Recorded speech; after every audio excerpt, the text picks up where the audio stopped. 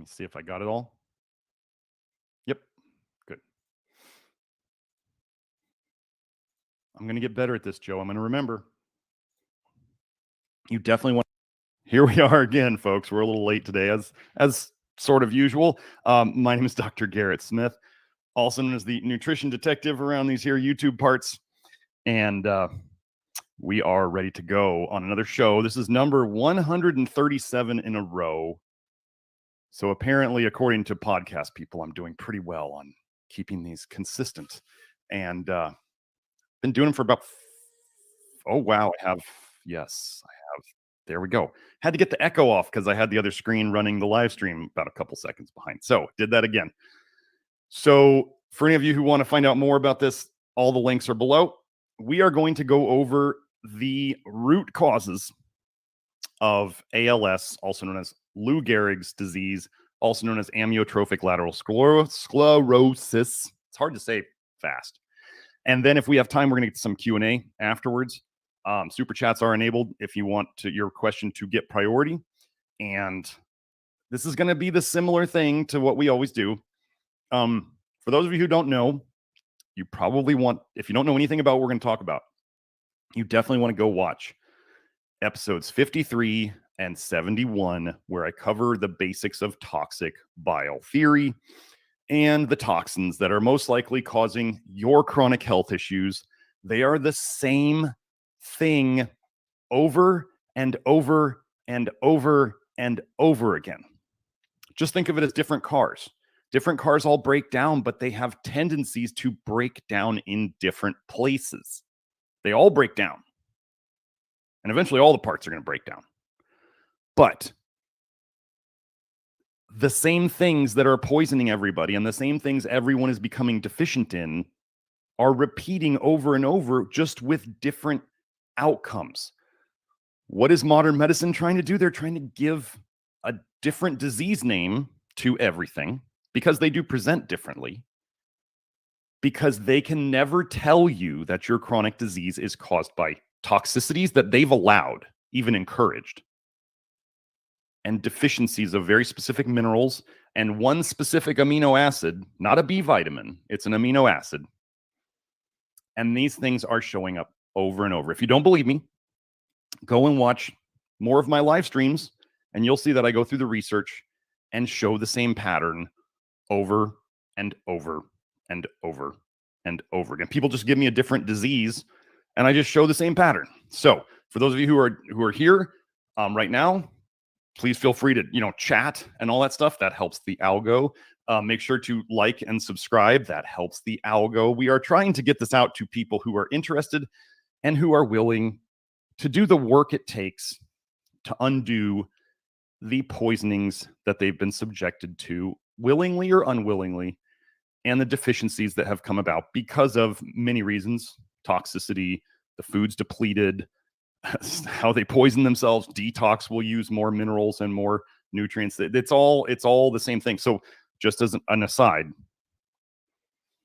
before those of you who are already into this and enjoying the fruits of your labor in terms of getting better, be careful of telling people about this who are not going to do the work. If they want a magic pill and they've never done anything for their nutrition, and they would never do anything like reading anything or learning anything or taking their own actions, watching their body's responses to things and then adjusting, they're not ready for this. I'm sorry, how much you love them and how much you want to help them doesn't change their behavior. This work is not for everyone. This work is for people who take extreme interest in their health and learning about it and wanting to fix themselves. God helps those who help themselves. There is no magic pill. People come to consultations with me or Nathan or some of the new practitioners we're going to have fairly soon, and they think that if they just get the magical mineral prescriptions, then they're going to get fixed. And they don't have to read the Love Your Liver program. They don't have to do the diet stuff. No, that's not how this works. Not how it works at all. So help yourself, help them. point them in this direction, but if they don't research it, don't just tell people it will fix them, because they won't do it. I want to help them. We all want to help them. But a lot of times people are just so into their patterns and so into their victim mentality, and I could never fix it because the doctor says we can't get better. They're not ready for this. And neurodegenerative diseases, like we're going to go over with ALS, and that's what I'm going to call it now. So it's Lou Gehrig's disease, or amyotrophic lateral sclerosis, but I'm going to call it ALS here. Neurodegenerative diseases, once they have progressed far enough. Now, I know some of you out there want to just be the most positive about everything, like anything can be fixed if we just, you can be anything you want as long as you believe. I don't know that all neurodegenerative diseases can be fixed. Just like cars, cars get totaled. They cannot recover them. The thing you must understand about doing this earlier, so for those of you who are kind of looking at this now and you're not sure if you want to do it, the more damage that is done, the more toxicity that is done, the more deficiencies that have gotten worse and worse and worse.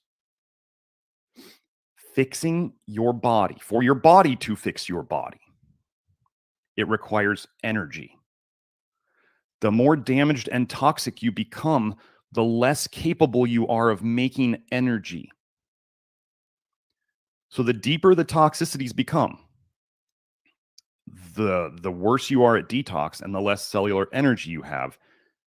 And then if you don't get into the flush niacin or the nicotinic acid, which is the same thing, then you don't get to have the cellular energy to detox anyway, and you're probably already deficient, and that's part of why you have chronic disease. So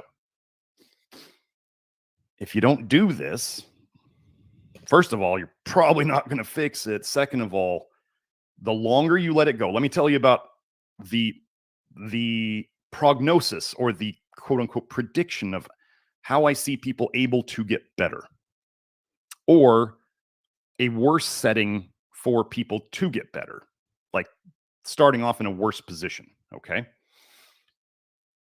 The longer you've had the condition, the more conditions you have, the severity of the conditions, how old you are, older is harder, and how female you are.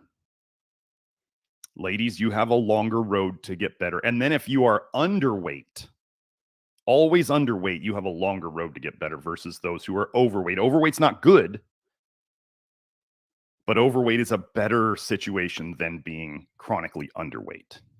Okay, so if you look at those conditions in yourself or your loved one who you want to help with this, if they're ticking off these boxes, they're older, they're women, they've got a severe condition for a long time or multiple autoimmune conditions, and they aren't willing to work on their health, this is not going to fix them, because they're not going to do it, and they have an even longer road to get out. Neurodegeneration is a bitch. I'm not claiming I can fix it. We're talking about the root causes today. So hopefully some of you out there, like you copper lovers and you vitamin A lovers, can figure it out and not poison yourself by continuing to do what these shysters are telling you to do to poison yourself, like copper cups. Use your vitamin A. We get into vitamin A today too, of course, as always. So anyway, let's get into it. Let me find the first thing. So what we go over first, toxic bile theory. Joe, you got the right tab? Just let me know. We're trying a new thing with the tabs today, so I just want to make sure that we have it. This should be it. Joe, you got the Telegram going? Or somebody tell me, can you see the bile amyotrophic PubMed screen yet? Joe, you didn't leave me, did you? Okay, got it. So this is just my search. So for those of you who want to go out and search for amyotrophic lateral sclerosis, you can just use amyotrophic because it's such a unique term, and it will help you find it. So what we do is we looked up bile. As I mentioned, toxic bile theory. If you want to learn about toxic bile theory, go watch those episodes on this channel, number 53 and number 71. That will give you the basics of what is going on here. But, well, not but, and when people talk about being toxic, they're really talking about you leaking your bile into your bloodstream. It is called cholestasis. Subclinical means below the normal conventional medicine's ability to detect it, or below their standards for saying you have an issue. Your bile, your liver makes bile. By definition, your liver tries to detox. So think of it as when toxins go to your liver, they don't just disappear. Your liver changes them. And then here, I'm putting the link there for this one. Your liver concentrates them and puts them into the bile, and your body wants to get rid of the bile by pooping it out. That's how it's supposed to go. And then you reabsorb anywhere from 95% or more if you don't eat fiber, or less if you do eat fiber and charcoal. You absorb up to 95% of it again in the enterohepatic circulation, and it goes right back to your liver, so your liver can do the same dance with it again. Over time, the bile eats holes in the liver. It eats holes in the bile ducts. It eats holes in your gut. It eats holes in your stomach. It leaks into your bloodstream. And then you have, by definition, the most toxic fluid in the body. The concentrated, basically, I call it the poop of the liver. Your liver's poop is leaking into your bloodstream. And this is what's causing all of your problems. So when we talk about toxic things leaking into your blood here, this is your bile leaking into your blood.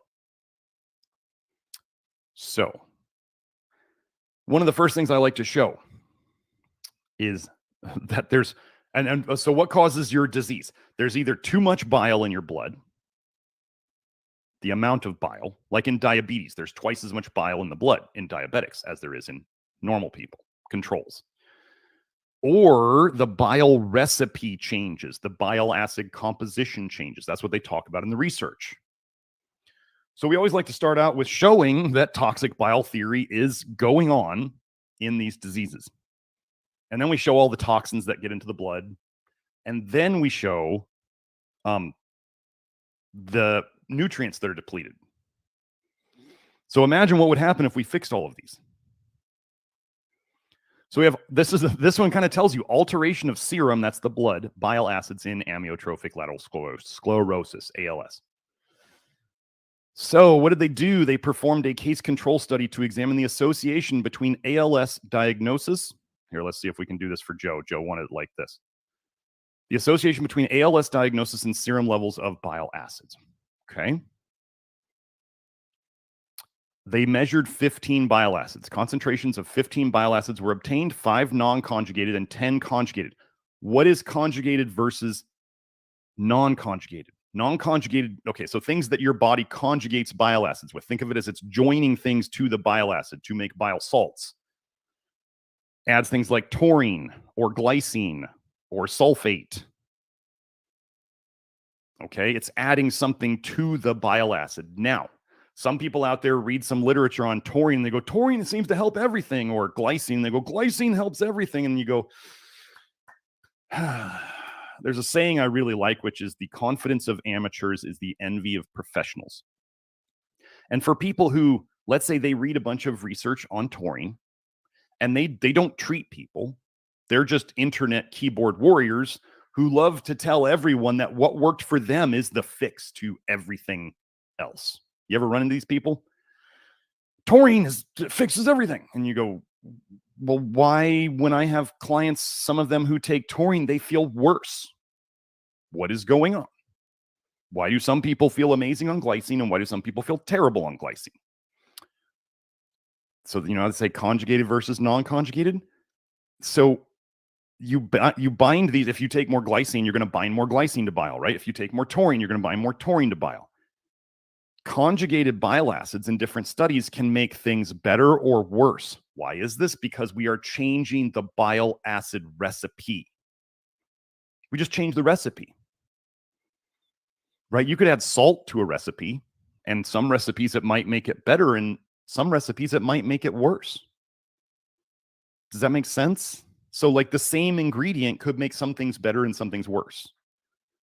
This is how, when people who actually treat people on a regular basis like me, we understand that taurine could be good and it could be bad. Depends on the person. And how do we, people go, well, how do you know? And you say, you buy some and you try it out. And then if you're doing all the things that we do in the Love Your Liver program, over time, you won't need it anymore. And over time, it may actually turn on you and make you feel worse. Because you have to understand in the beginning, when you had a bad bile recipe causing your symptoms, and you added, let's say, taurine to it, and it changed your bile acid recipe.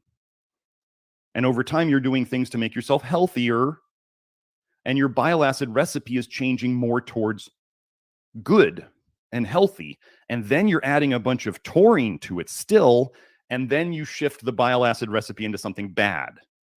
This is how it works. This is the turning on you thing.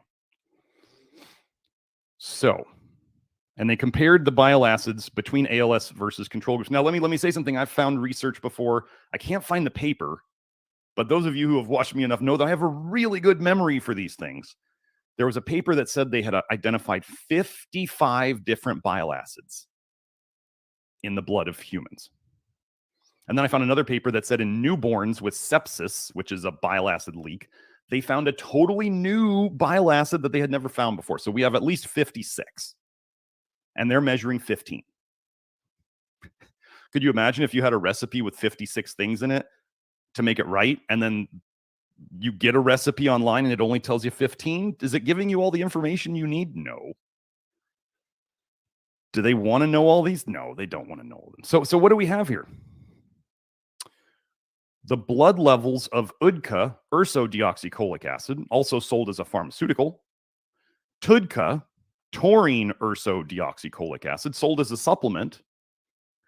And GUDCA, glycine ursodeoxycholic acid, trended higher in the ALS group compared to controls. Wow, so they had more glycinated and taurinated and UDCA, which has been shown in the research to cause lots of problems when people actually pay attention to it.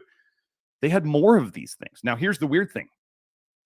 This should seem confusing to you, because it is. They have used TUDCA in studies on ALS, and they've seen little improvements. I mean, like small improvements. So they fed more TUDCA into the system and they saw small improvements. But there's obviously not a TUDCA deficiency, especially not in the blood. Here's an important thing to know. These are secondary bile acids. We're going to go over the microbiome in connection with this, but these are all secondary bile acids, which means the liver doesn't make these. They are turned into these in the gut by bacteria, and secondary bile acids are considered to be the most damaging, the most toxic. So what is modern medicine doing? They're giving UDCA. What is alternative medicine doing? They're giving TUDCA. What are some people doing? Saying glycine fixes everything. But then you see these things happen, and you should be confused. I don't know the answer. What I do know is if you take something like TUDCA or taurine, it could make you better. It could make you worse. Do you have a deficiency of secondary bile acids that is causing your problem? No, that's not it. This is a Band-Aid. Could you use it? Sure. Is it a Band-Aid? Yes. Could it cover up things going worse in the meantime? Sure. That's what Band-Aids do. They cover up the problem. They don't address the problem. So I don't think there was any... This was just the same thing. In conclusion, the serum level of UDCA, TUDCA, GUDCA trended higher in ALS patients compared to controls, and no evidence of deficiencies was found. But then they go and they treat it with TUDCA, and they see some small improvements in the beginning because it changes the bile recipe. Over time, it would cause more problems. We call this a duration paradox effect. So let's go into the next one. Let me share this tab instead. Get up here. Sometimes I don't always. Let me try to refresh this, see if I can get my highlighting back. Oh, no, not today. So let me share the link. So what makes 80% of your cholesterol, folks? Your liver does. Your liver makes most of your cholesterol. Cholesterol is sort of a waste product. LDL cholesterol actually has retinol in it, retinol esters. Bad cholesterol has vitamin A in it. What a weird coincidence. We don't like vitamin A here. And your bad cholesterol has vitamin A in it. And then we see defective cholesterol metabolism in ALS. Oh, this is my my niacin flush for the day. So if you see me start getting pinkish or itching, that's the flush. I do this so you can see that it's not scary. So this is interesting. As neurons die, cholesterol is released in the CNS. Weird. Wait, let me see if where's my glass blink. Let me see if we got this one.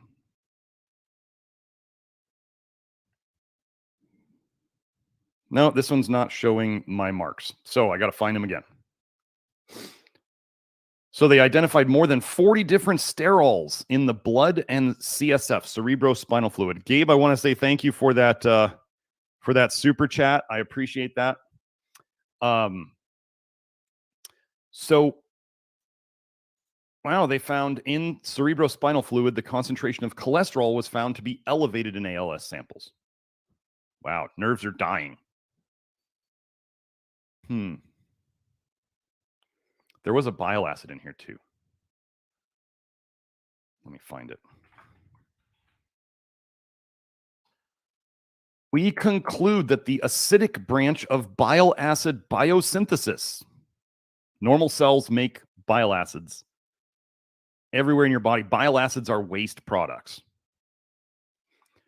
Known to be operative in part in the brain, is defective in ALS, leading to a failure of the CNS to remove excess cholesterol, which may be toxic to neuronal cells, nerve cells, compounded by a reduction in this form of cholesterol. Defective bile acid biosynthesis, so it can't get rid of toxins, and the cholesterol is toxic too. What are we talking about here? Cholesterol is a waste product of the liver. It's another thing that the liver tries to hide things in to protect you from them. This is why in a person who's unwell, high cholesterol is actually better than low cholesterol. It's kind of like I told you earlier, where underweight is a bad situation is worse than overweight. They're both not good. Like low cholesterol in a sick person, really low cholesterol in a sick person is worse than high cholesterol in a sick person. Underweight in a sick person is worse than overweight in a sick person.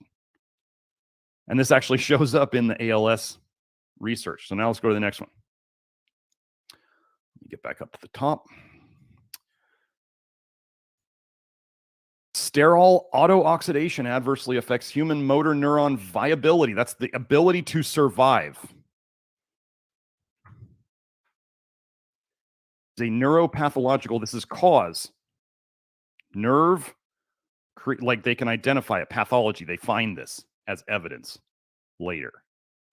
Feature of ALS. Okay.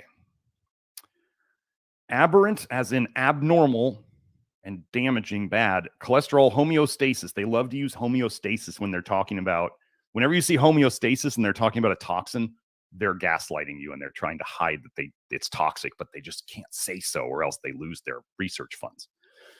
Aberrant cholesterol homeostasis is implicated in the pathogenesis, the disease creation of ALS, a fatal neuromuscular disease that is due to motor neuron death.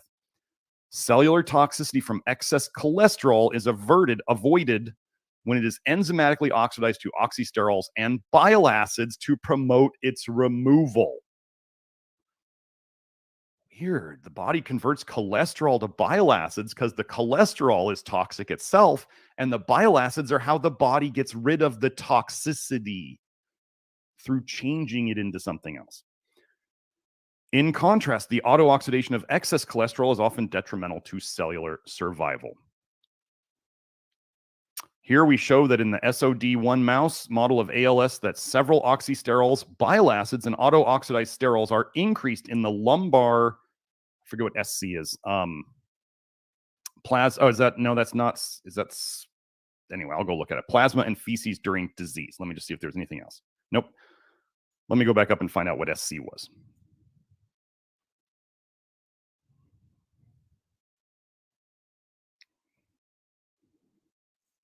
They don't mention what SC is. Awesome. Good writing, guys. It's not CSF.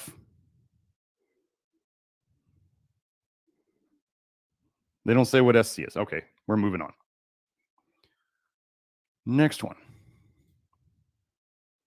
Sometimes I forget to. So now GLASP is working. Here we go. Oh, so we were talking about overs and unders. Oh, spinal cord. Yeah, that's what Joe was saying. SC is spinal cord. Okay, that makes sense. You just think they could, like, who forgets to tell you, like, SC means spinal cord? We're not just going to make up our own acronyms and not tell you what they are. Geez, that would be like really basic writing skills 101. But do you remember who? Did I put this one up there? 334. No, here, let me do this one. How I said underweight was worse than overweight, but you can be sick in both situations. Let me give you an example of how underweight is evidenced as a progression of sickness state.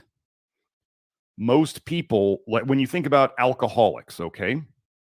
Alcoholics in the early stages, which is a toxin. If you think alcohol is anything other than a toxin, I'm sorry, you have been misled by the alcohol industry. A billions and billions of dollar industry who has paid scientists to try to convince you that alcohol is good for you. So, somebody who drinks alcohol, they tend to gain weight in the early years, right? They tend to gain a lot of weight and they look very puffy and they tend to look red, kind of like, well, pick most celebrities out there as they age and they start to look very puffy and more red. And then as the alcoholism progresses far enough, if they live long enough, they get very, very skinny. They get the very, very skinny legs. They get the very, very skinny arms. They still tend to have the puffiness in the face, and they start getting the red face and the red nose and the bulbous nose and all that stuff. And then they have the big belly, which is the intermesenteric fat. It's the terrible fat that is around your organs. It's not the jiggly fat. Most of you guys know if you've ever felt somebody's belly and it's hard, that's bad. Like jiggly fat is better than hard fat. Doesn't mean either of them is good. It means jiggly fat is less bad than hard fat. So they get skinny as the alcoholism progresses. This is the idea. Unders are in underweight types are in a worse situation than overweight types. It's not good for neither of those situations are good. But if somebody comes to me and they're like, I'm chronically underweight, I'm like, okay, we have more work to do in this situation. I just let people know this. I'm not going to lie to them. We don't gaslight people here about what their journey is. Now people on Twitter like Mike Roberto are kind of referring to this as like a 5-year program. Can you get improvements in a month, 3 months, 6 months? Absolutely. But if you want to get through this whole thing, you're probably looking, I used to say 2 to 3 years. As I've gone longer and I get sicker and sicker people, we start to think it's probably more like 5. So if that scares you off, you can keep doing what you've been doing and keep getting what you've been getting. That's fine. If you want to improve, you can start today. So anyway, so we got the tab here. Body mass index associates with ALS, survival, and metabolomic profiles. Metabolomic profiles is where they're measuring a whole bunch of things in the blood. And I did put this one up. Yep. Okay. Let's see if GLASP is working here. Oh my gosh, I swear I cannot use GLASP anymore. This is just not, it's not showing up my highlights. This is just F5. Oh no. Let's see if it's even here.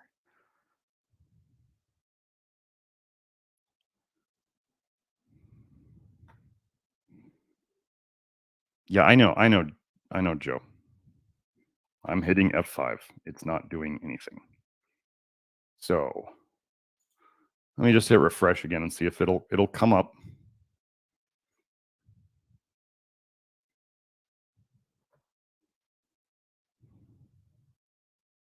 Oh, I'm starting to feel the warmth in my neck. A little bit itchy. I'm gonna survive. Oh my gosh. Tab suspender is not on. Anyway, we're just gonna go with this. I'm getting so tired of GLASP. There it is. Hey, now it shows up. Okay.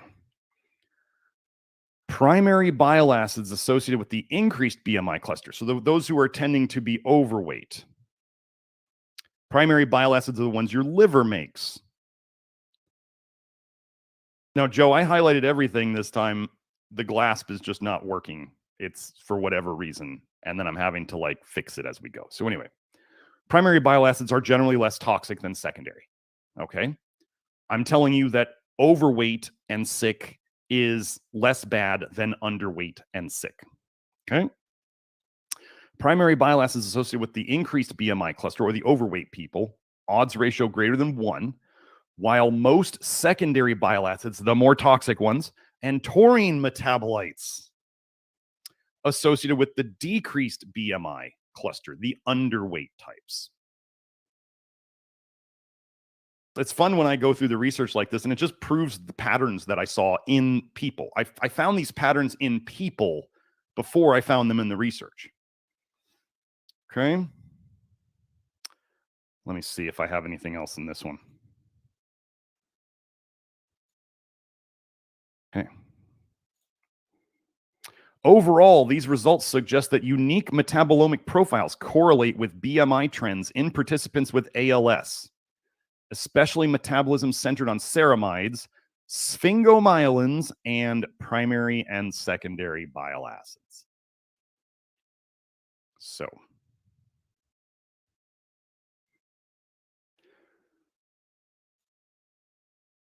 see, it keeps disappearing. Share this tab instead. Here we go. We're on it. So this is what I was talking about. TUDCA, tauroursodeoxycholic acid, a potential therapeutic tool in neurodegenerative diseases. Let me go find my highlights. Experimental evidence on the mechanisms underlying TUDCA's neuroprotective action. How does a bile acid protect the brain? How does your liver making bile affect your brain? Do you understand toxic bile theory? You are leaking bile and all the toxins it contains into your blood. It's affecting your brain.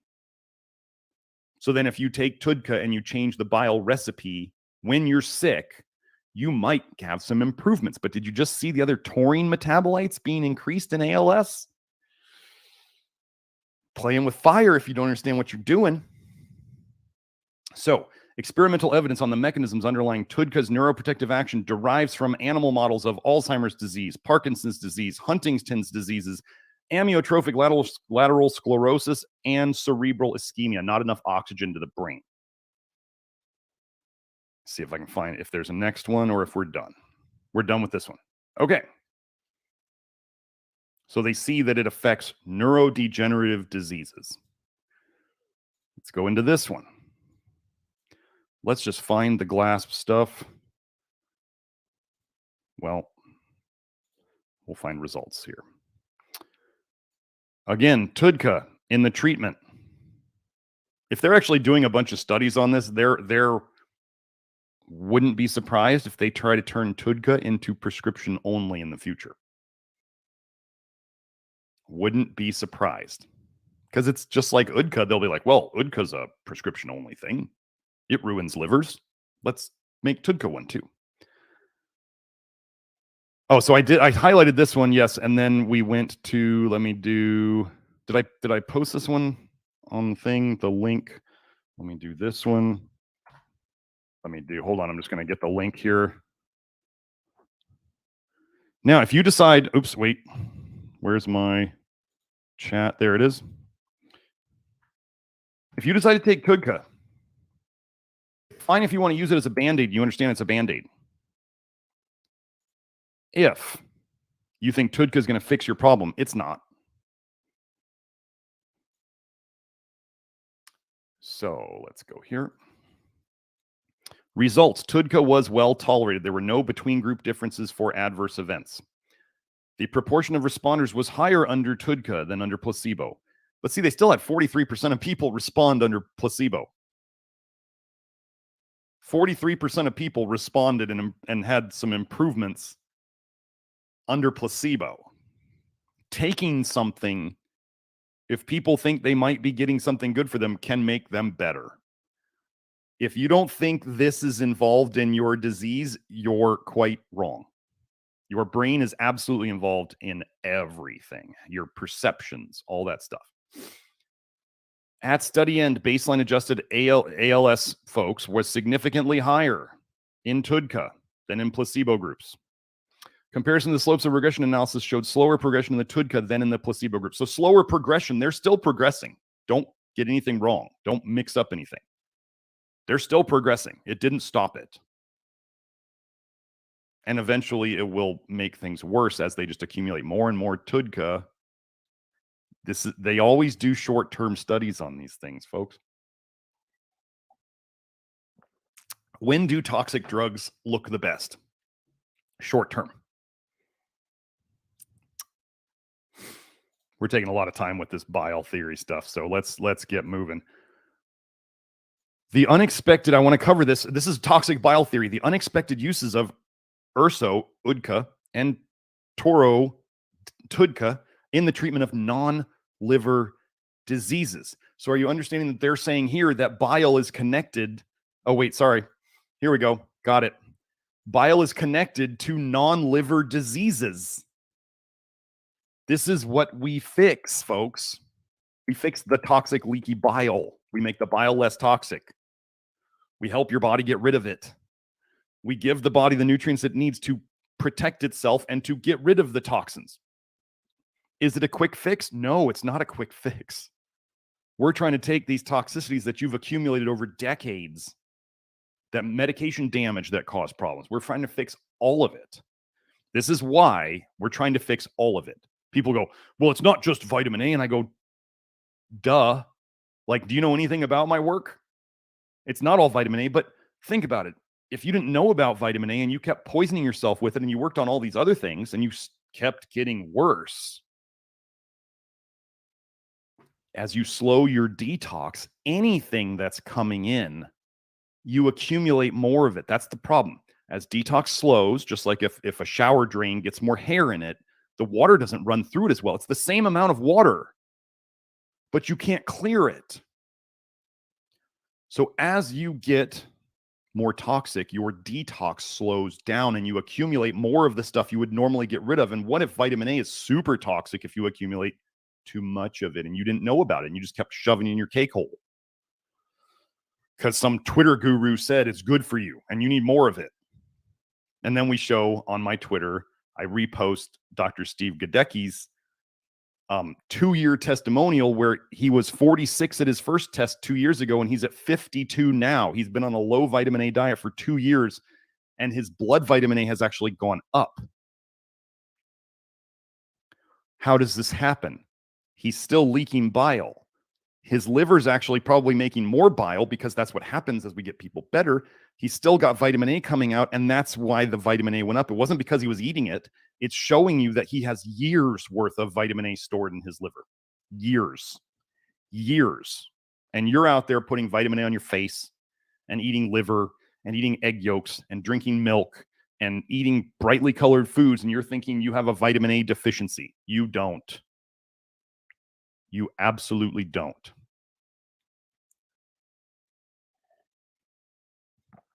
Mathay in the comments says it happened to him too. He went from 40 to 47 while low on vitamin A in his diet. It's not that the diet's making them worse. It's that the diet's getting more of it out of their liver. So let's see if this is going to work either. So kind of a repeat of what we already went over. Was there anything after this? No. Okay. Several studies have demonstrated that TUDCA serves as an anti-apoptotic agent. Well, wait, but in cancer, apoptosis is supposedly something that they want to make sure happens. But TUDCA's anti-apoptosis, do you think you should be messing with this process from outside? So, for a number of neurodegenerative diseases, including ALS, Alzheimer's, Parkinson's, and Huntington's disease. I showed on Twitter the other day that Huntington's disease had tons of copper in the brain. Another thing we don't really like here. In addition, TUDCA plays an important role in protecting against cell death in certain retinal disorders, eye disorders, such as retinitis pigmentosa. We fix eye stuff all the time. We don't give TUDCA. It's especially zinc and enough protein and not taking in vitamin A. It has been shown to reduce endoplasmic reticulum stress associated with elevated glucose levels in diabetes by inhibiting caspase activation. Or what if you watched my toxic bile theory and diabetes video here and you found that diabetics have twice as much bile in their blood? Weird.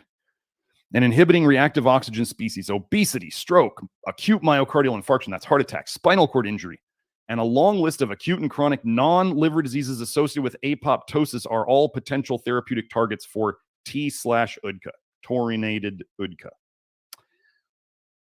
Do you understand how this means bile is connected to all of them? Yeah. Okay, so that's the toxic. I'm going to try to start going faster through the rest of these.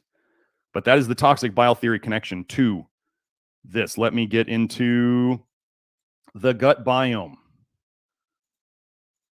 Okay, Joe, we should be good. Let's see if it's working. Oh, let's do this. Maybe I forgot to highlight some of these titles. Okay, so what do we have here? We have a prospective longitudinal study on the microbiota composition in amyotrophic lateral sclerosis. So let's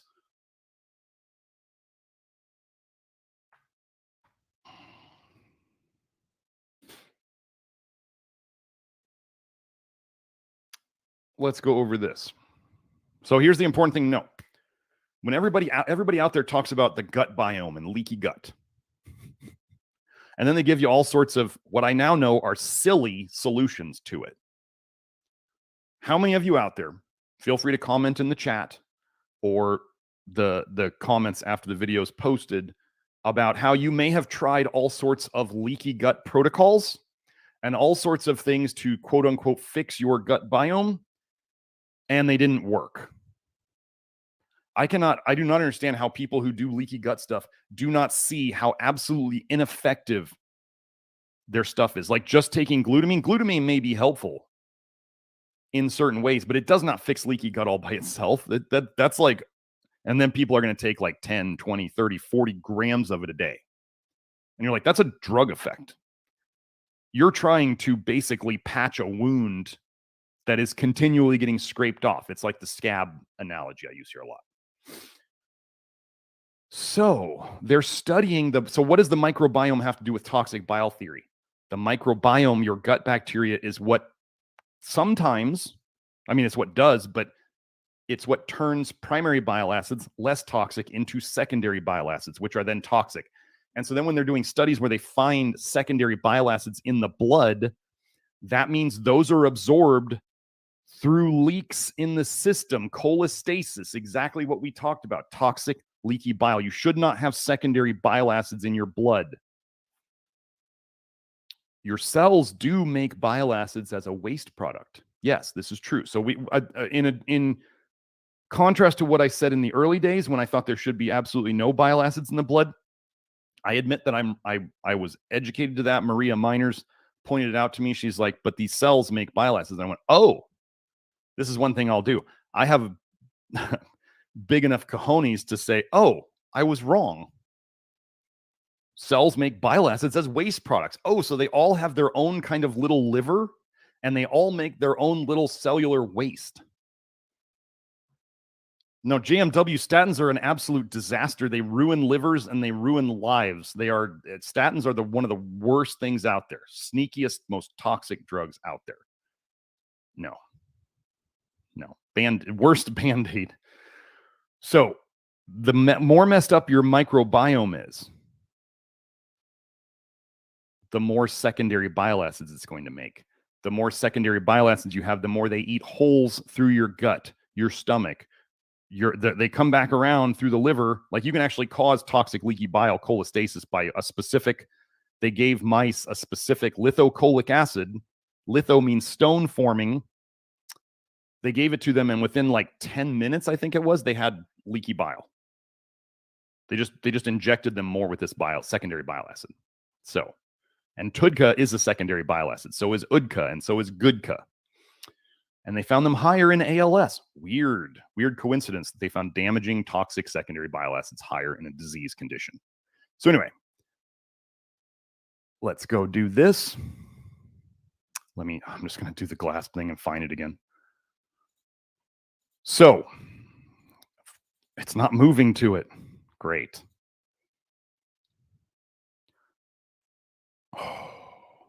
Anyway, this is what I had highlighted. Let's see. Let me share this link.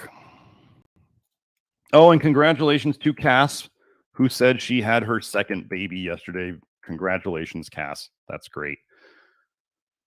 We help people have babies here, have healthier babies. Just so you know, if you are a woman who wants to get pregnant and you want to start doing the Love Your Liver program and you're not pregnant yet, I suggest you do the Love Your Liver program for 6 months before you try to get pregnant, because we want the biggest detox dumps to be over with before you get pregnant.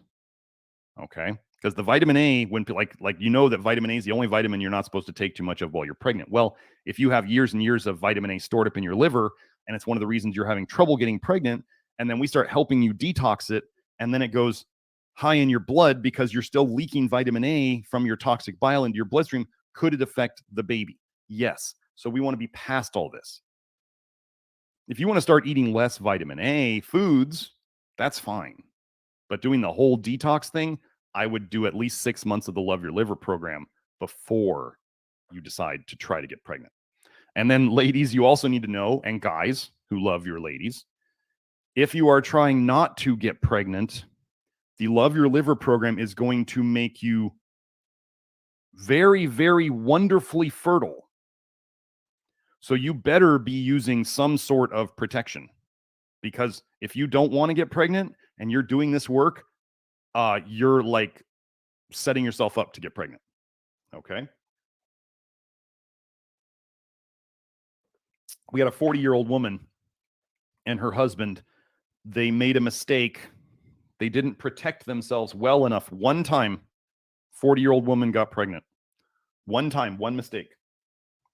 This is how fertile we make people.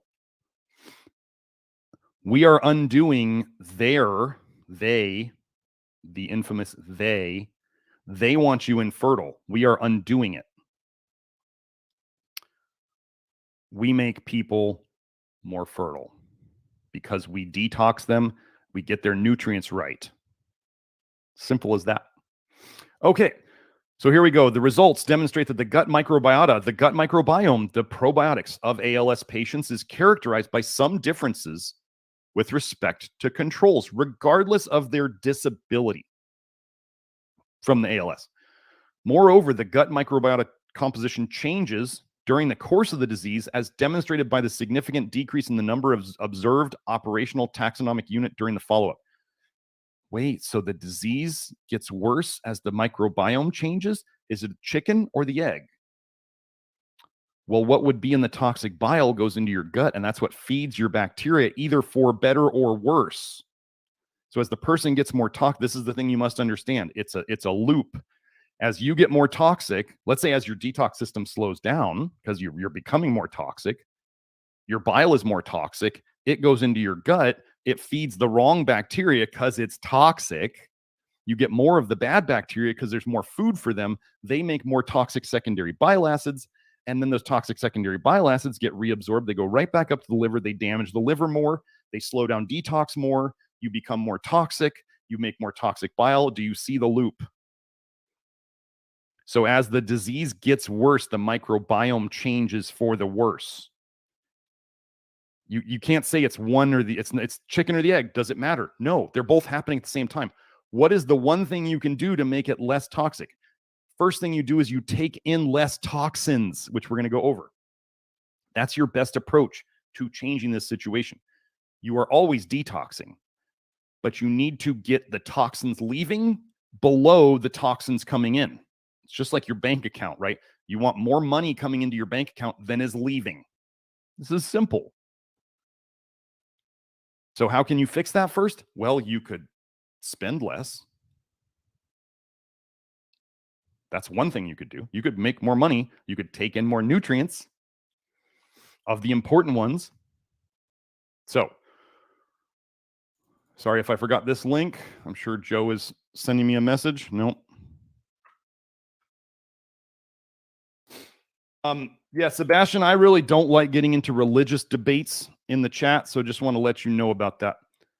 I find they just get ugly real quick, and I would rather they don't happen. So there's the heads up on that. Interestingly, an imbalance between potentially protective microbial groups such as Bacteroidetes and other potential neurotoxic, others with potential neurotoxic or pro-inflammatory activity. You mean like bacteria that make toxic, secondary toxic bile acids? Oh, is that what you're saying without saying it? Such as cyanobacteria has been shown. So I want you to understand the garden analogy here. Think of your gut microbiome as a garden. Now, what do plant people know is the most important thing to what type of plants will or won't grow in your garden? What the soil is made of. So if your soil is bad, what people think probiotics will automatically do is if you just put supposedly the right probiotic in there, it's going to fix it. But what if your soil is toxic and doesn't support the probiotics you're trying to grow? Will they grow? Not very well. If they don't grow, will they change anything? Not really. Could you get temporary changes by throwing a bunch of seeds on the soil? Maybe they sprout up and maybe they die, and maybe you see a little bit of changes in what your garden looks like, but it's not really changing long term. Think about that analogy with what I'm about to read.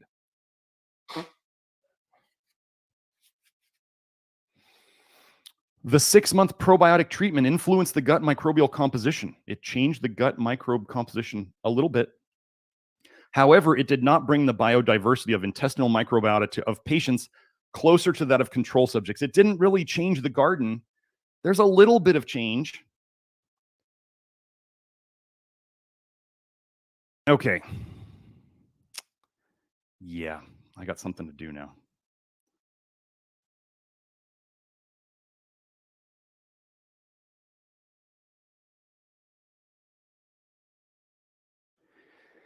Yep. If I warn you and you decide to come at me, it's not going to happen. I just don't put up with it. So, had no influence. It did not bring the biodiversity of intestinal microbiota of patients closer to that of control subjects, and no influence on the progression of the disease measured by the ALS standards was demonstrated. So no changes. They saw a little change in the gut microbiome. They threw a bunch of seeds on it. It didn't change the garden. Okay? So, yeah.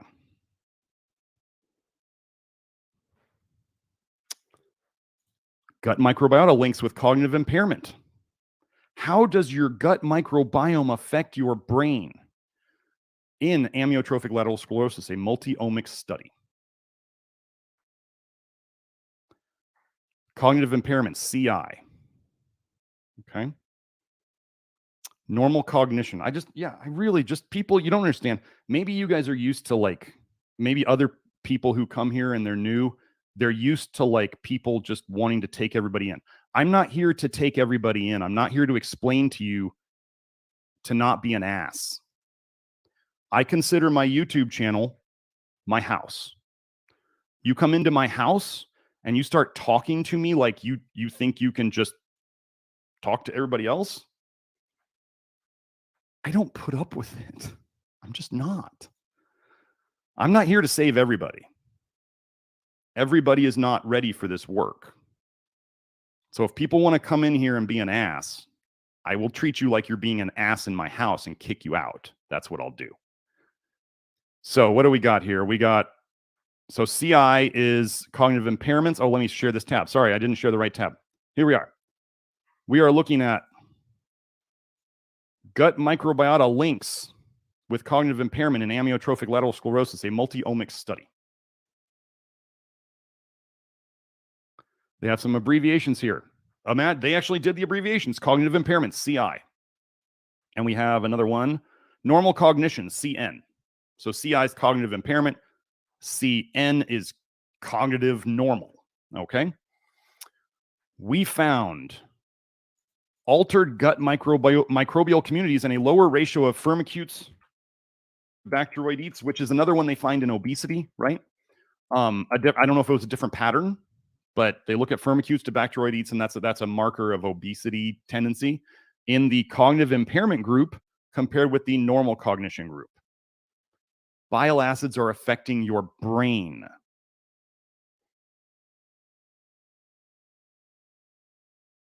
Here we go. In conclusion, we found that the gut microbiota and its metabolomic profile, they talk about bile in those, differed between ALS patients with and without cognitive impairment, and that the altered bile acid profile in fecal poop samples was significantly associated with cognitive impairment in ALS patients. Weird how all of this stuff like connects, right? Gut microbiome changes, bile changes. This is what we do here. Now, okay, this was one thing. I just wanted to go over this because this is totally, what's the word? Non-sequitur. This is totally out of the progression here. But I wanted to go over, people like to talk about iodine. People love iodine. Sorry, now I got it. People love iodine. First of all, potassium iodide is a known thyroid toxin. They give high doses of radioactive potassium iodine to ruin thyroids. It's not just the radiation, folks. So I just wanted to go over this because people don't understand that they're being poisoned with iodine too. Do we need a teeny little bit of iodine? A teeny little bit. Do we have people on the Love Your Liver program with raging iodine problems? No. What are the highest iodine foods? Seaweeds and dairy, because we feed cows kelp and iodine.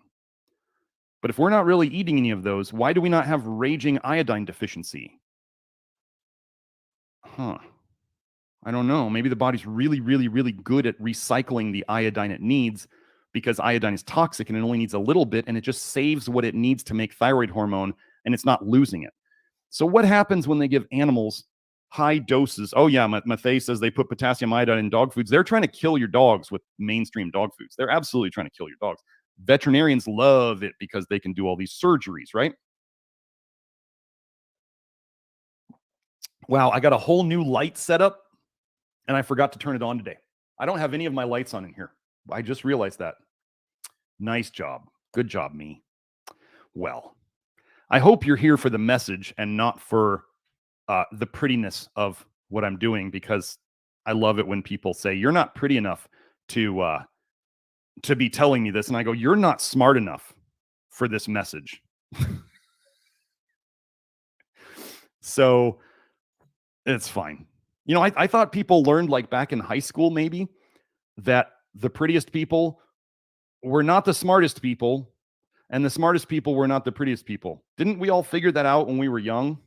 And now everybody thinks that to like be a health expert, you have to look like a Greek god. And I'm like, wow, y'all are just delusional with Hollywood. Hollywood has gotten into your brain. So let's go into this. In animal models, exogenous, this means supplemental iodine. Exogenous iodine is able to trigger or exacerbate thyroid autoimmunity. Autoimmunity is toxicity, folks. Autoimmunity is toxicity. Don't think it's anything different. It's not your body attacking itself. It's the toxicity causing damage to your tissues. Antibodies are antidotal proteins. They're proteins meant to bind to toxins. And it is known. Thank you, Mathay. Mathay saying I do look like a Greek god. I mean, I'll take that as a compliment. I don't give a shit how I look. People who care about whether I look, they should look at me 5 years ago in my videos, and they should look at me today, and they should go, wow, he's looking better 5 years later at 48 than he did at 43. That should tell them it doesn't really matter how I started. It's how I end, right? So anyway, in animal models, supplemental iodine is able to cause thyroid autoimmunity or make it worse. Do you understand? They can give you Hashimoto's with iodine. They can give you Graves with iodine. All you naturopathic doctors who are pushing iodine on people, and all you thyroid experts who are pushing iodine, oh my gosh.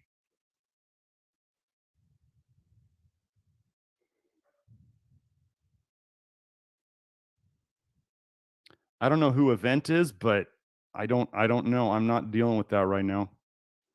In addition, the incidence of autoimmune diseases shows a general increasing trend in the last decades. Wow, autoimmunity is going up. I say toxicity is going up. Did I post this link? 3.3. Yeah. In conclusion, available data from long-term population surveys show that a higher than adequate population iodine intake due to a poorly controlled program of iodine prophylaxis could induce thyroid dysfunction, including thyroid autoimmunity, mostly represented by euthyroid or subclinical. Euthyroid means everything looks normal, but they're still showing thyroid problems, or subclinical hypothyroid autoimmune thyroiditis. So wait, them supplementing iodine is causing thyroid dysfunction? Huh. And then they say close monitoring iodine prophylaxis is therefore advised to ensure that the effects of both iodine deficiency and iodine excess are avoided. Can somebody tell me how often they've ever been tested on iodine?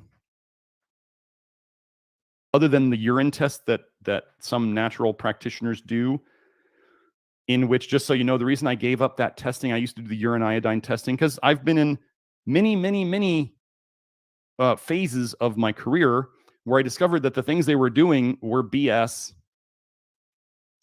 So let me tell you about the iodine prophylaxis and the potassium iodide and the Lugols and all this stuff. So they would give an iodine dose, a big iodine dose, 15 milligrams, 15,000 micrograms to somebody.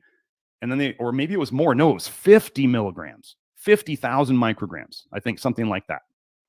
And they would then have them collect their pee for 24 hours. And then they wanted to see 90% of the iodine come out to say you had enough iodine in your system. So if you had, but I want you to know that I talked to one of the expert doctors in iodine and thyroid. And if I had somebody come back with higher than 90% of iodine, he would still say that they were deficient and they needed B2 and B3. And the iodine symporters were broken. And so if you got a good result, he'd say they still have a problem. And then if you got it below 90%, they'd say, oh, they still have a problem. So when the test is going to say that people are bad either way, I started running away from it.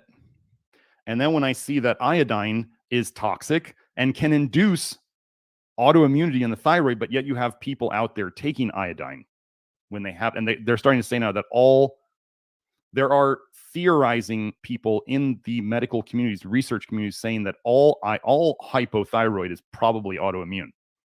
Weird.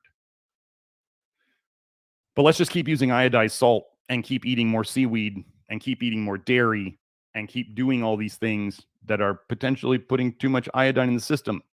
So I just wanted to throw this out there.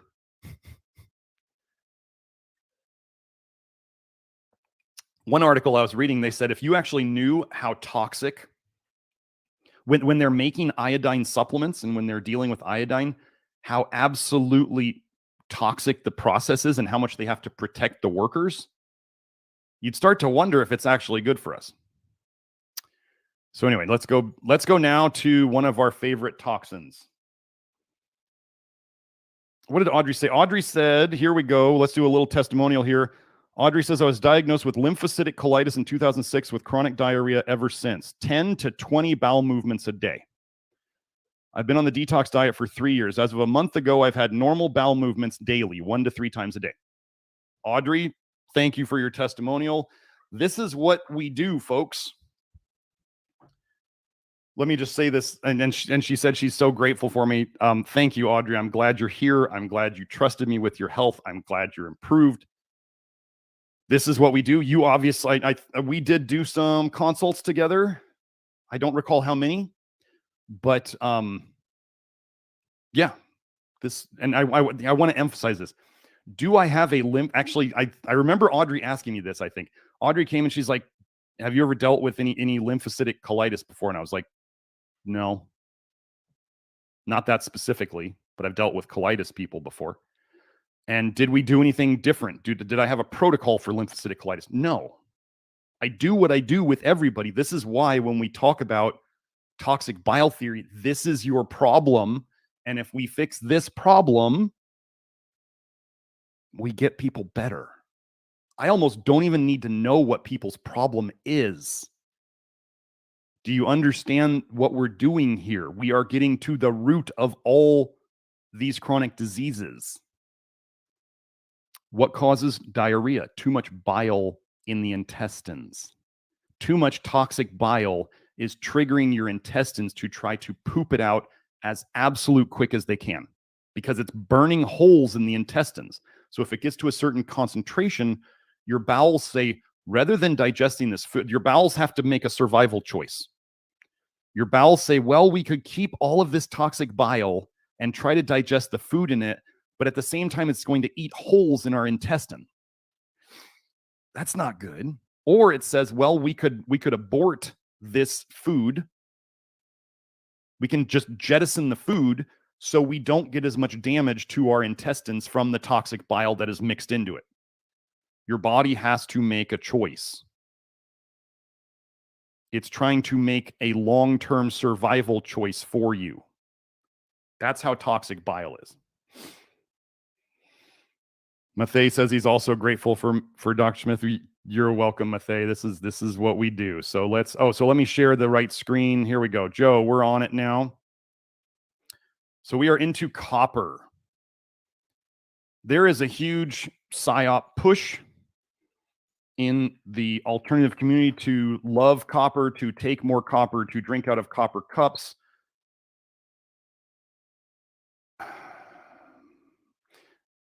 We're just going to cover this again. Copper in your brain is a disaster.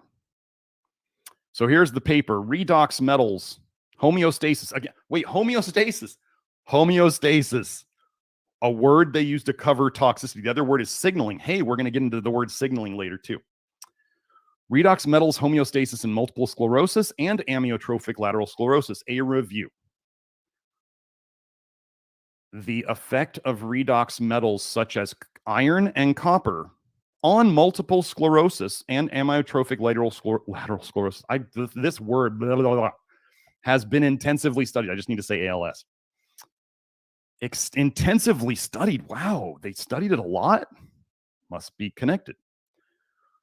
Iron and copper overload has been well established in motor neurons, which is where ALS happens, of these diseases lesions.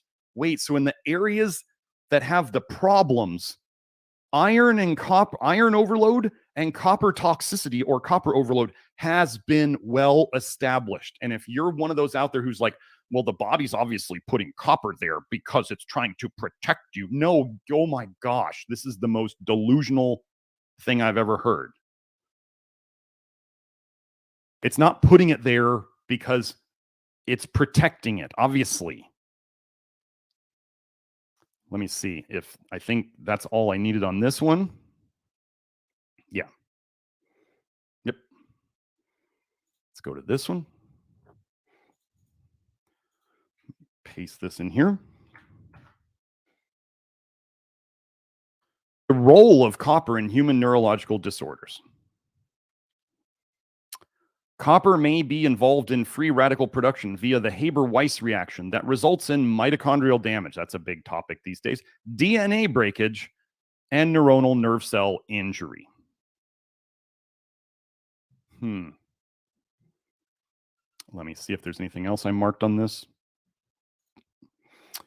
Okay, here we go. Nothing else. Okay.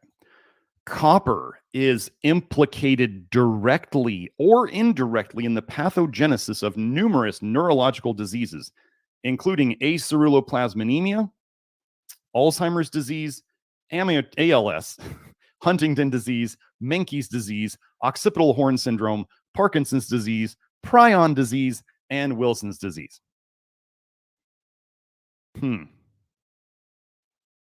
Well, if you're placing your bet on copper being a good thing, I'll still be here when that bet doesn't pay off. No.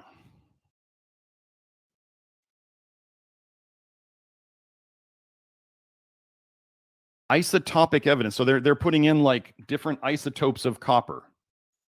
Oh, come on. No, stop. Go back. Okay. Different like radioactive isotopes of copper so they can track where it's going.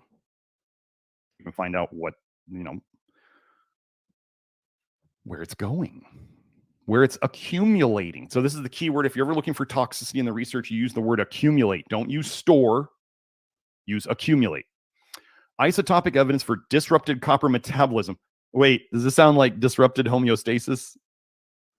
Signaling, disrupted copper metabolism, and amyotrophic lateral sclerosis. They have to make excuses. Like all the copper people, probably if they look at all the evidence I promote, the amount of excuses and dancing around it is probably like legendary. I don't listen to them anymore. I don't waste any of my time on that.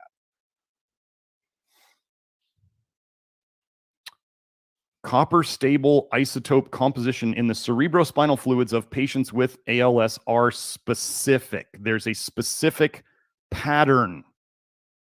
Patterns? Gosh, we don't ever find patterns, do we? Patients with ALS have significantly 65 copper-enriched isotopic compositions relative to controls and patients with Alzheimer's disease. This result unambiguously, like without a doubt, they're saying, demonstrates that copper is implicated in ALS. Unambiguously. Like when scientists use words like this, they're pretty sure.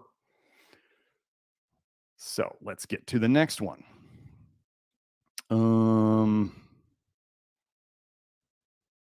Ferritin. So ferritin, I have a whole video on ferritin, whole live stream. You should watch it. Ferritin is a protein. So ferritin is a protein that holds iron when it's in the liver. Like it's your liver's making ferritin to protect you from excess iron. Okay. Now, ferritin is dumped into the bile because your body wants to get rid of this excess iron, and it's put the ferritin on it to protect you from it. It dumps the bile. Now, if you have one of the markers of bile leakage is high ferritin in your blood. Yeah, so Joe posted the link to the ferritin live stream. So high ferritin in your blood is one potential marker of bile leakage. Okay. Low ferritin could potentially be a marker of you're not making enough bile. And the iron is getting stuck in your liver and you're not getting it out. Okay. So high ferritin, one of the ways you can bring down the ferritin, well, ferritin that's in your blood doesn't automatically have iron in it. It could have lost its iron. They're identifying the protein, not the protein with the iron necessarily. They're identifying the ferritin protein that binds to the iron. Okay. So here we go. Serum ferritin. So this may mean high bile in the blood. If it's high, serum ferritin is a candidate biomarker of disease aggravation in ALS. Okay. Disease biomarker, like they could track how bad it's getting, kind of like that gut microbiome thing. The levels of serum ferritin were increased significantly in ALS patients with bulbar onset versus limb onset in females. Dysphagia, this is trouble swallowing, versus without dysphagia. Longer disease duration, greater than 12 months versus less than 12 months in males. And lower ALS functional rating scale revised score. That's that ALS FRSR that they've mentioned before. These results suggested that there was dysregulation of iron metabolism. Are you catching these words now? Are you catching the gaslighting? Because they will not say it's toxic. I'm not saying not to eat iron. I'm saying you need a certain amount of iron and you need to help your body to be able to get rid of what it doesn't want. Dysregulation of iron metabolism in Chinese Han patients with ALS, and that serum ferritin may be a candidate biomarker of aggravation in these patients. Okay. Let's move on.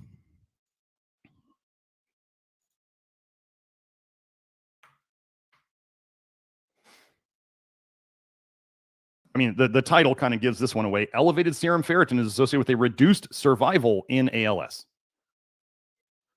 TSC is another, is the abbreviation here. This study suggests that ALS patients may have increased iron storage, like they can't get rid of it from the liver, and it's going into the blood and getting to the brain, as measured by increased serum ferritin and TSC. Elevated serum ferritin may also have a deleterious impact on survival in ALS.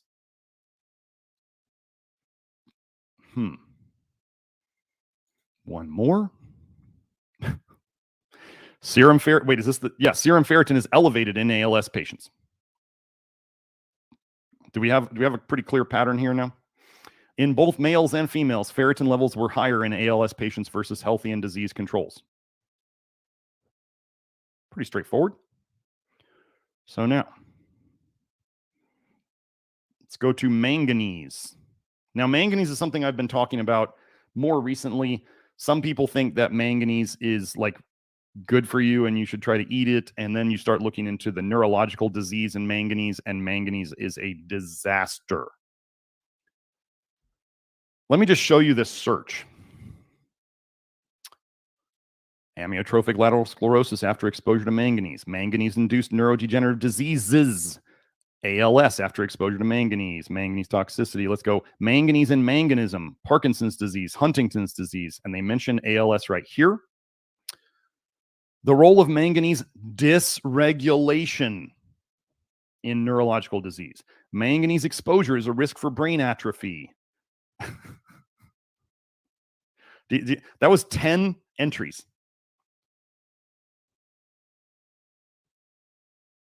Oh, sorry, I wasn't sharing it. Dang it. I see Joe like typing share screen over and over. Sorry. Sorry, my bad. Here's all those things I just said. ALS after exposure to manganese, manganese-induced neurodegenerative diseases, exposure to manganese, manganese in all these neurological diseases. They mention ALS right here. Manganese dysregulation.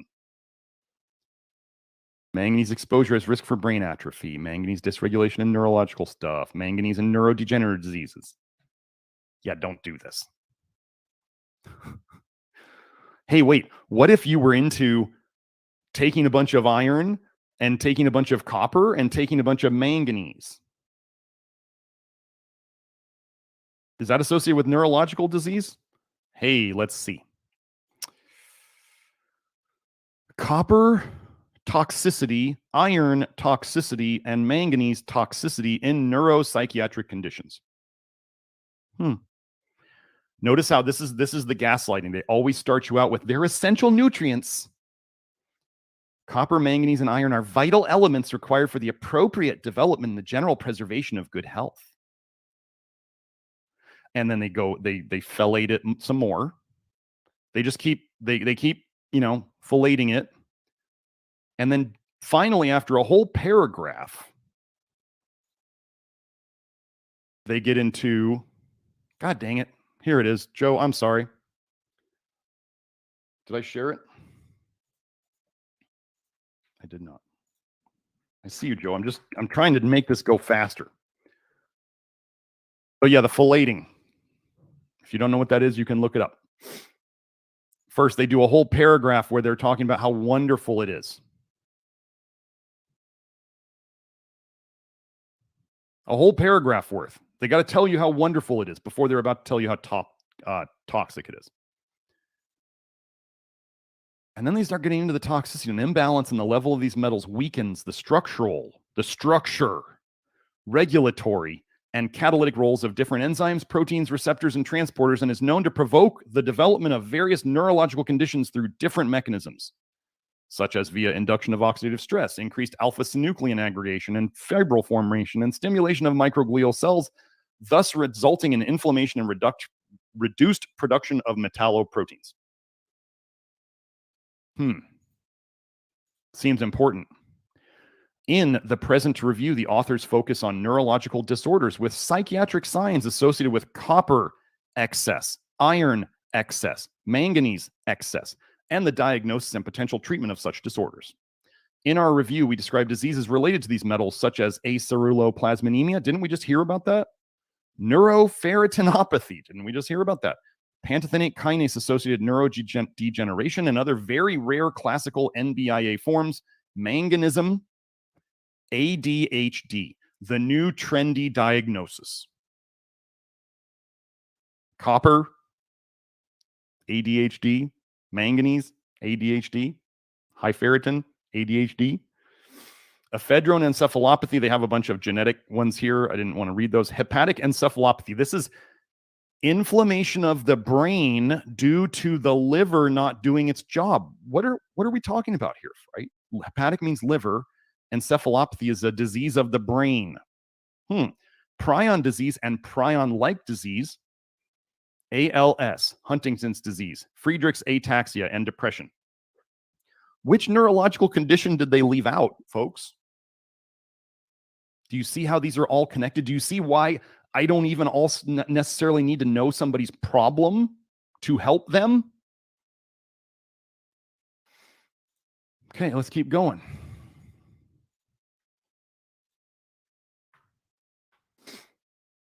Oops, wrong one. Consequences of disturbing manganese homeostasis. I hope you guys see the gaslighting patterns. Disturbed its homeostasis. You woke it up from its nap, and now it's angry. Exposure to manganese is widespread and occurs by inhalation, ingestion, or dermal contact. Associations have been observed between manganese accumulation and neurodegenerative diseases such as manganism, Alzheimer's disease, Parkinson's disease, Huntington's disease, and ALS. Let me see if I got it all. Yep, good. I'm going to get better at this, Joe. I'm going to remember. Back up here to the top. ALS developing after exposure to manganese from traditional medicine procedures in Kenya. What did they do? Y'all don't realize, like, traditional Chinese herbs can have tons of toxic metals in them. Like, you start playing with herbs, you're playing with basically medications. They're just weaker and less toxic.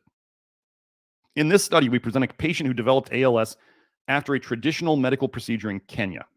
The procedure involved insertion of a black metal powder into several subcutaneous cuts in the lower back.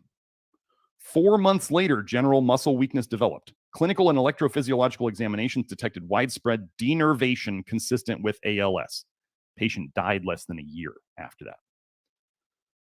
They identified the black powder as potassium permanganate. Somebody's going to be like, oh, there's potassium in it. No, it's the mangan. While we're going over this, we have a saying here called the poison always wins. The poison, I cannot undo the poison's effects with good minerals. You must reduce the poisons coming in so that the good stuff can do its job, or else the poison always wins.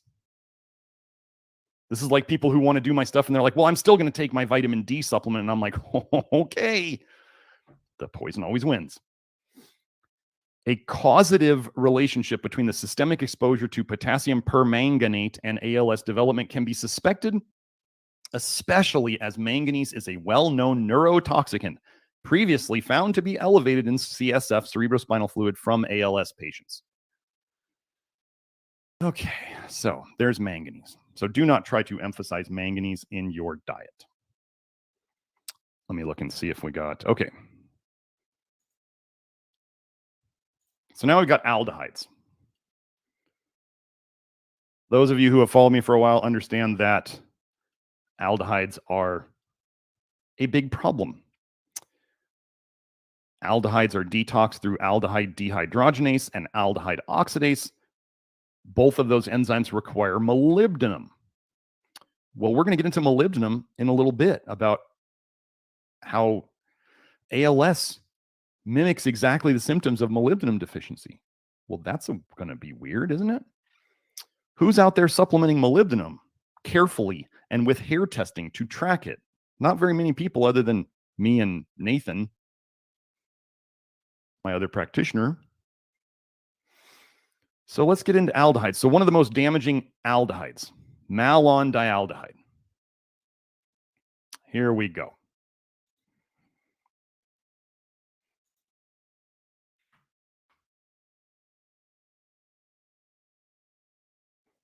Oh, I didn't know that. Zendog says, good to know on the manganese coconut connections, explains a lot. Well, I didn't even know about coconut being high in manganese, but it definitely would make sense why they're promoting coconut everything. For those of you who didn't live through the soy fad, the soy as a health food fad, which is still kind of going on, the coconut as a health food fad should scare the crap out of you. They did the same thing with it. They use everything from soy, they put it into everything, and then they started putting coconut into everything. They just got the alternative community. They got like the soy boys and the vegans and the vegetarians to latch on to the soy thing, and then they've got all the other people, the WAP people, and all, you know, anybody who's in the alternative world to think like coconut will fix everything. So malondialdehyde, let's get into this. Malondialdehyde is an aldehyde. It's detoxed by ALDH, or aldehyde oxidase. It is a fatty acid aldehyde. Where does malondialdehyde come from? It comes from PUFAs, polyunsaturated fatty acids, your fish oils. Oh, wait, that'll pop up later. Your fish oils, your EPA, your DHA, all these polyunsaturated fatty acids. Now, every fat you eat in its natural state is going to have some amount of PUFAs in it. What was the biggest, worst thing that we started doing to people in modern times to put tons of PUFAs in them that oxidized into malondialdehyde? Remember, the PUFA people never talk about malondialdehyde. They almost never talk about it. They just say PUFAs are bad. And here I'm telling you why they're bad, and I'm telling you how it fits into the toxic bile theory. Malondialdehyde is from oxidized PUFAs. The biggest problem that they ever did was to make seed oils, right? And these high PUFA oils, and then to push fish oil and cod liver oil and these high PUFA animal oils. Do I think that the amount of PUFAs in natural whole foods is a problem? I don't think the whole food is the issue. But I think when people are adding tons of oils and taking oil supplements, that you got a problem. Which is why people will sometimes say that I promote a low-fat diet. And I say, no, I promote a low-added oils and fats diet. Added, it's a key word. Do people actually believe that humans had a problem surviving and being healthy before we made oils? Do you believe that? Like, we need oils in jars to pour on things to be healthy. Are we saying that nature didn't put enough fat in foods even before we were fattening up cows and fattening up chickens? Do you actually believe that? What do we have a problem with these days? Fatty liver. Because we're storing too many, what type of toxins in the liver? Fat soluble toxins. Gosh, do you know that your body binds fat soluble toxins to fats to store them in your liver and your body fat.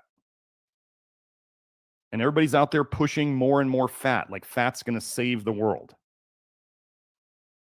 Anyway, so what can malondialdehyde be used as a biological marker of progression in neurodegenerative disease? Well, let's see. Among such markers, there is evidence for the elevation of peripheral malondialdehyde levels in several neurodegenerative diseases, including Parkinson's, ALS, and Alzheimer's. The measurement of malondialdehyde levels, which is both simple and cheap to perform, can and should be incorporated into future clinical trials. How many doctors do you think are testing this or would be interested in testing it? Simple and cheap to perform. You know the answer.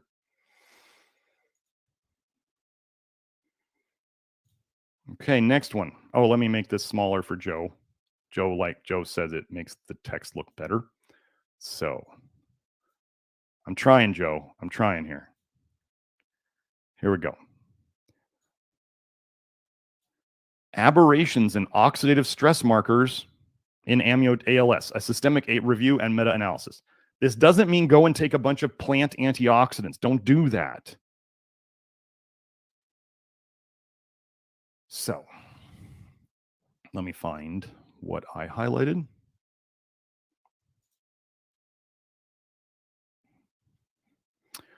We included 41 studies with 4,588 ALS patients and 6,344 control subjects. 15 oxidative stress marker levels were subjected to random effects meta-analysis.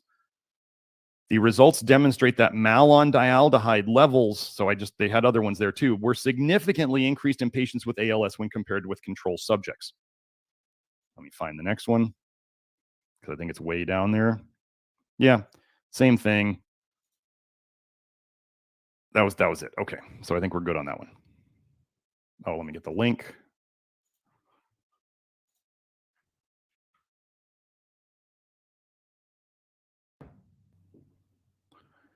I missed some links earlier. Well, sorry. You can always find, okay, so for anybody out there who's a little, if you ever want to find a link, here's how you do it. If the link is not in the chat, highlight this, copy, watch this, paste, enter. Oh, wait, let me show you. I took that title of that paper, put it into DuckDuckGo. Here it is. Here is the link right away. So if you ever miss a link, or if let's say you watch an old episode of this show and the link that was in the chat is dead, because this happens all over the internet. It's not my fault. Some people were like, oh, this guy's making stuff up because I went to that link and it's not there. Oh my goodness. Like, just watch the video again, highlight the title, put it into a search engine, it'll find it. I don't want to believe what you're saying, so I'm going to find any reason to not believe it. Okay, cool. Go somewhere else. Really? We don't need you here. So we got that one. Let's do this one. Let me wait. Did I switch to the tab? Did I close the... Hold on, Joe. Did I close the share? Uh-oh. Let me share. Let me do this. I did close it. Okay. Okay, we're back, but I got to find the right window. There we go. Okay, we should be back on it. Share this tab. Here we go. Let's go here. Yes, we're back on it. Sorry about that, y'all. Share this tab. Glasp. And it's not highlighting. Awesome. Love it. So we're talking about aldehydes, right? Now it's not even showing my Glasp thing. Wow. Not even showing my highlighting. All right. Well, we just make things happen. Occupational formaldehyde exposure and ALS. Well, that seems important.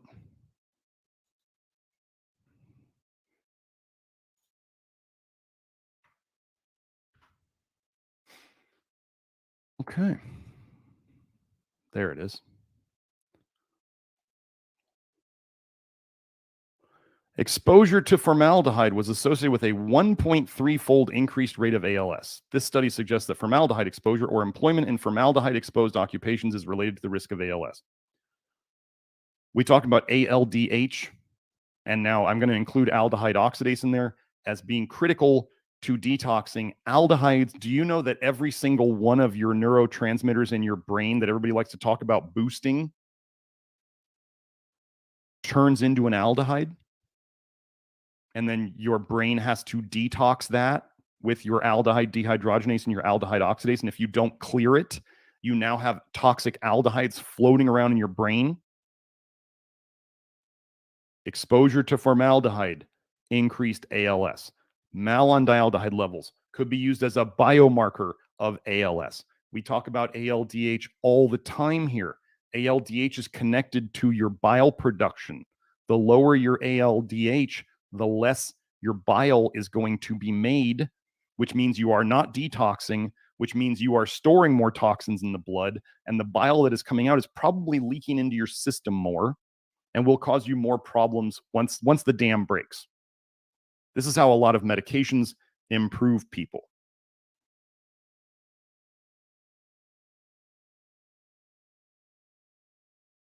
So,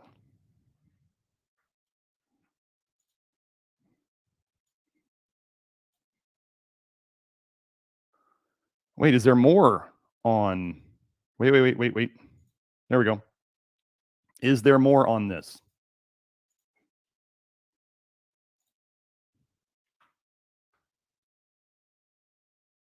Formaldehyde and brain disorders. Huh. Close it again? It says I'm sharing it, Joe.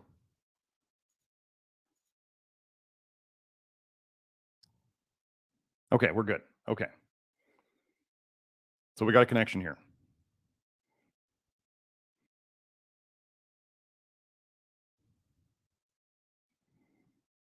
Let's go. It didn't show what I wanted. There's that. Formaldehyde and brain disorders, a meta-analysis from bioinformatics approach. We reported that the meta-relative risk of ALS following high exposure to formaldehyde was increased by 78%. Here's the other thing. The more aldehydes you're exposed to, the slower your detox of them goes.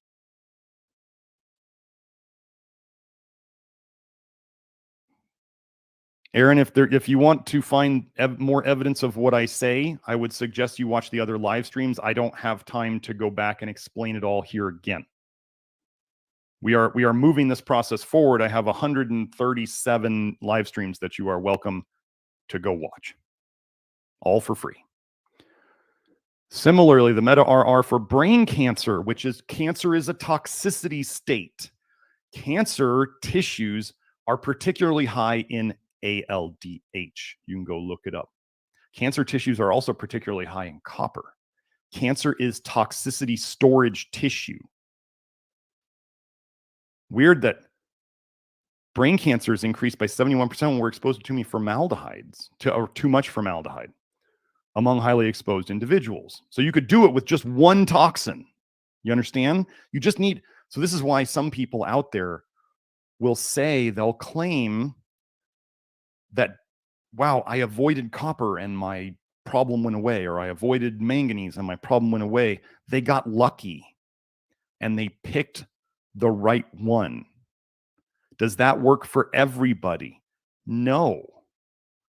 This is why, for those of you who aren't in the Love Your Liver program and you have no idea of the scope of it and all the things we address,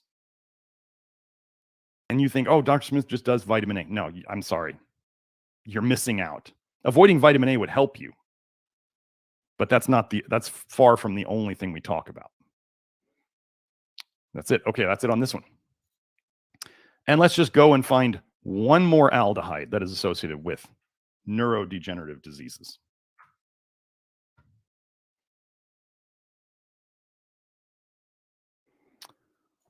4-hydroxynonenal. Now, just so you know, this is one of the ways they hide aldehydes from you. They call them AL instead of aldehyde. This is why they talk about retinal. Here's a funny thing they do to confuse you. Like if you go on PubMed and you search retinal, R-E-T-I-N-A-L, you'll get both things that relate to the retina and things that relate to retinaldehyde. What would be a great way to hide retinaldehyde? Most people don't know that vitamin A turns into an aldehyde. A lot of people know that aldehydes are toxic, but they don't know that when you break down beta carotene, the carotenoid, it turns into 2 retinaldehydes before it ever turns into retinol and then retinoic acid, the same compounds that are isotretinoin, Accutane, and Atra, all trans-retinoic acid, which is retin A. And they try to tell you that those drug compounds, those retinoic acids, are necessary for you to live because those are the active forms of vitamin A, supposedly, that you need. You need Accutane and retin A to live, is what they're telling you. You can believe that. That's cool. I'll be here when you figure it out. So, peroxidation of cellular membrane lipids or circulating lipoprotein molecules generates highly reactive aldehydes, among which one of the most important is 4-hydroxynonenal. The presence of hydroxynonenal is increased in brain tissue. Wait, they're not clearing aldehydes? And cerebrospinal fluid of Alzheimer's disease patients and in the spinal cord of ALS patients.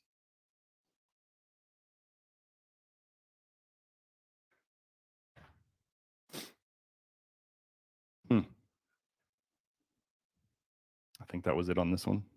Yeah. Okay, so there's one more toxic connection. Let me see. Was there anything else I wanted to go over? Oh, before we go into the other stuff, let me share this one.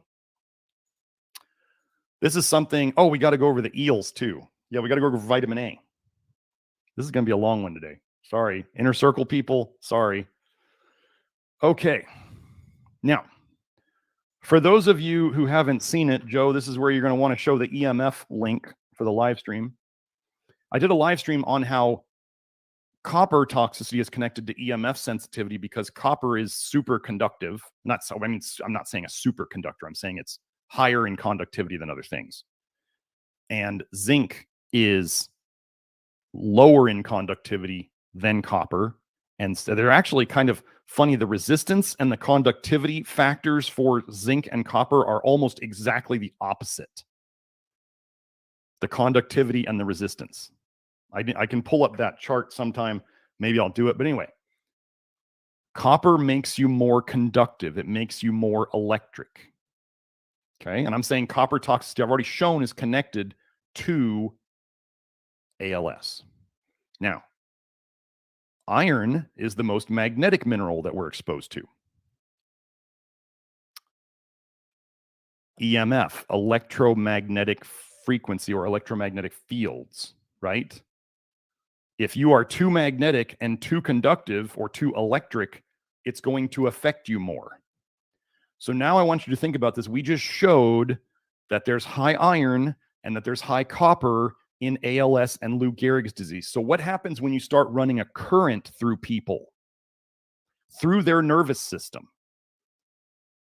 A lot of you who want to use electrical stimulation, whatever, to build your muscles or whatever, or you want to use TENS units to relieve your pain, or you want to do, I'm even wondering, I'm not saying not to use them, but I even wonder about those detox foot baths. They're running a current through you. They are. That's how it works. It's not what's going on in the water. The water is the conductor to put the electrical current through you. So I have my concern about these things. So what I tell people is like, just, I've seen people, I was an athletic trainer, a student athletic trainer for a while, and I worked in physical therapy, and you'd have people who would crank this shit up on themselves. Crank it up. But let's see if this might be connected to anything. We get into a couple of things that Lou Gehrig did before he got this problem. Oh, Joe, I think it's the shrinking it. The shrinking it does the gets rid of the glass. Watch this. So this is the big form of it, and the small form made it disappear.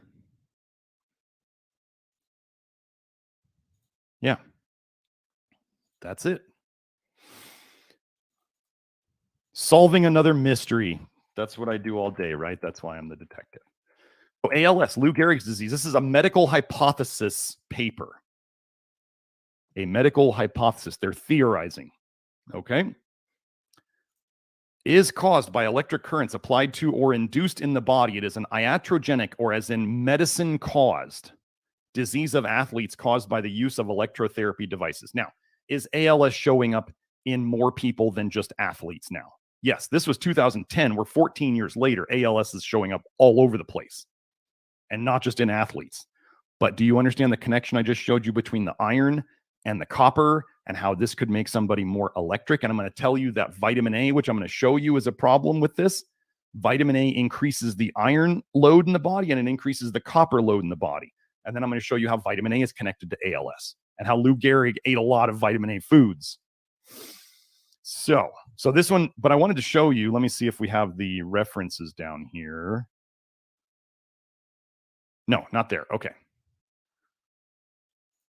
So this is Sci-Hub. I'm going to try to, it wouldn't let me highlight this stuff with GLASP. So this is the same paper. Oh, sorry, I got to share the paper. This is the same paper. Here is the, oh no, that's not what I wanted to do. Here's the Sci-Hub link. These disappear, so just be ready. The Sci-Hub link may disappear. So ALS, known as Lou Gehrig's disease after the famous New York Yankee baseball player, a rare condition. It's not that rare anymore. So, since the reports of increased incidence of ALS in Italian soccer players and U.S. professional football players, I had been suspicious about their exposure to TENS devices and electrical diathermy devices because of the repeated reports of the connection of ALS with electrical shocks and electrical environments. You remember what I just talked about? 3 of 55 members of the 1964 49ers U.S. football club died of ALS. The expected cases of ALS in 55 people followed for 30 years is 0.04. So the relative risk of ALS in this cluster was 3.0 divided by 0.4, or 75 times expected. 75 times more people than expected. What are professional athletes using all the time? They're using all that electrical stim and the diathermy and the TENS units, and they're just zapping themselves all the time. Okay, they talk about a woman here who, 28 years old, diagnosed with ALS.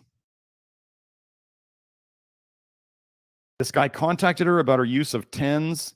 She reported that she and her high school, college, and professional teammates had made extensive use of TENS with devices provided by the schools and their professional teams. People will just put TENS units on themselves all day, just as a Band-Aid to cover up their pain. So let me just read this about Lou Gehrig. There is some circumstantial evidence that Lou Gehrig, the famous New York Yankee baseball player who died of ALS and whose name is synonymous with the disease, might have been treated with diathermy. In 1933, 1933, Boston Red Sox player Dale Alexander had his baseball career cut short by a serious leg burn and gangrene following a diathermy treatment by a trainer. So diathermy was in use by Major League Baseball teams in the early 1930s. A long-term New York Yankee trainer, Earl V. Doc Painter, burned Joe DiMaggio's foot during a diathermy treatment during spring training in 1936, DiMaggio's first year with the Yankees. So he's setting up the clues. I like this guy. Babe Ruth, Lou Gehrig, and Joe DiMaggio were all reported to be patients of Doc Painter. Lou Gehrig suffered an attack of lumbago on July 13th, 1934, which required him to be helped from the field by his teammates. It is quite possible that he received diathermy treatments for the, quote, cold in his back or other musculoskeletal problems. His baseball performance declined in mid-1938. He had ALS symptoms in 1939 and died in 1941.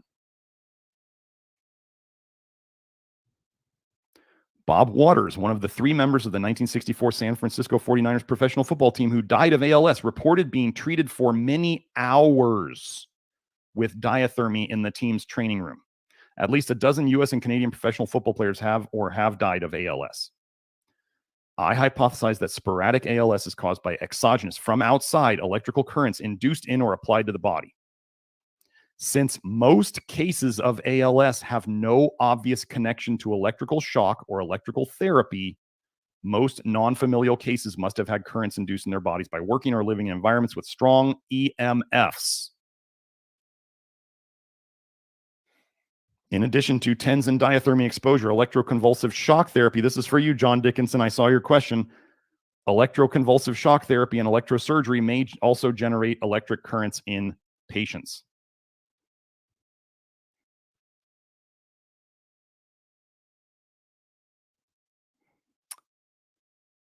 So, this hypothesis could be tested by questioning ALS cases in a suitable comparison group like patients with MS about their electrical exposures.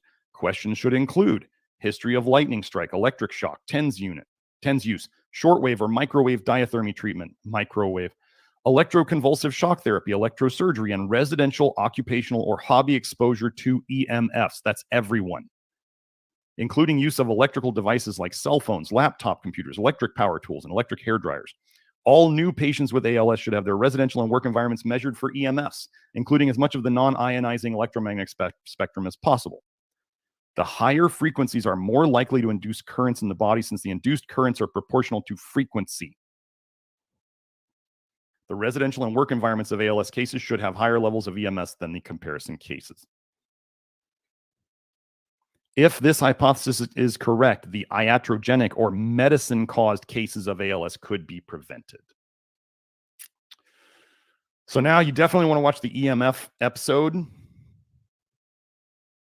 And maybe if you're using electrical stimulation stuff, use it as little as possible. Don't run it for hours. And if you're using a TENS unit all the time, you should be figuring out what the problem is so you're not just medicating with electricity running through your system, okay?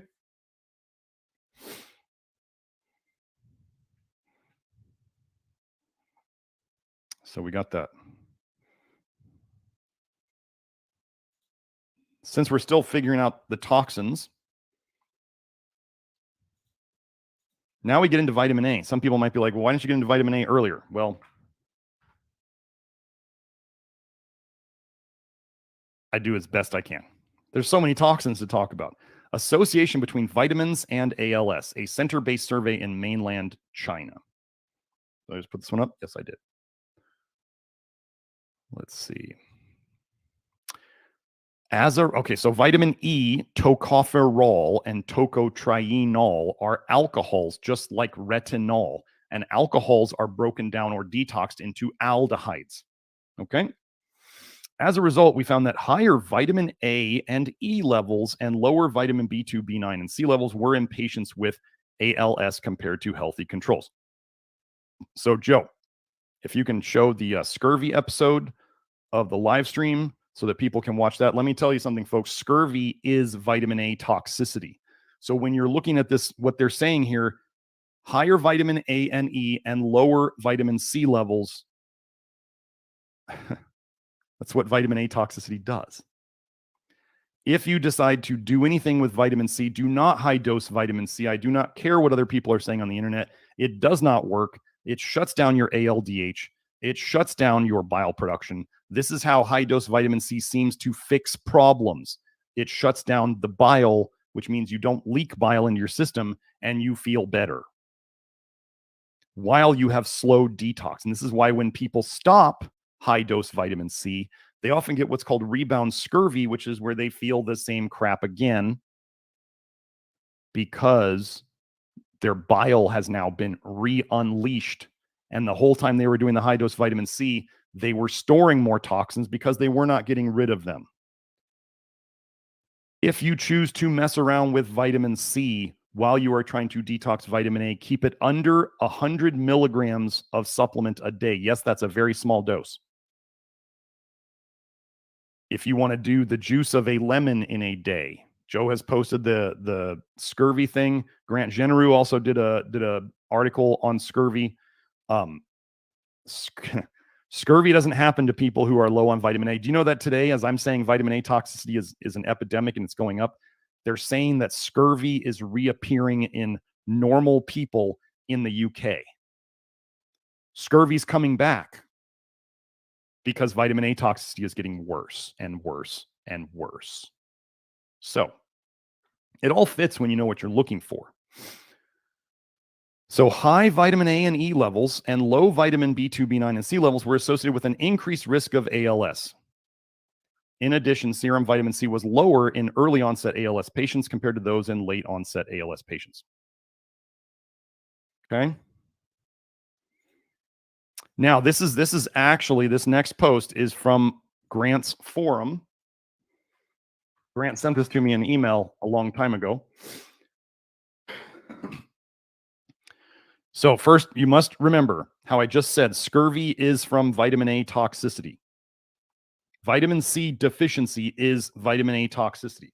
So if people ate tons of vitamin A foods, they might get scurvy. If you watch my live stream on it, I'll show you how sailors were like basically drinking weak alcohol all day as their drink of choice. That was their water. And they were eating a fairly high vitamin A diet. And there was actually doctors who stated that when the sailors ate oats, there was less scurvy. But do oats have vitamin C? No. What do oats have? They have beta glucan and soluble fiber, which soaks up the vitamin A in the toxic bile and helps them poop it out so they're not as vitamin A toxic. That's how this works. So let's go into this.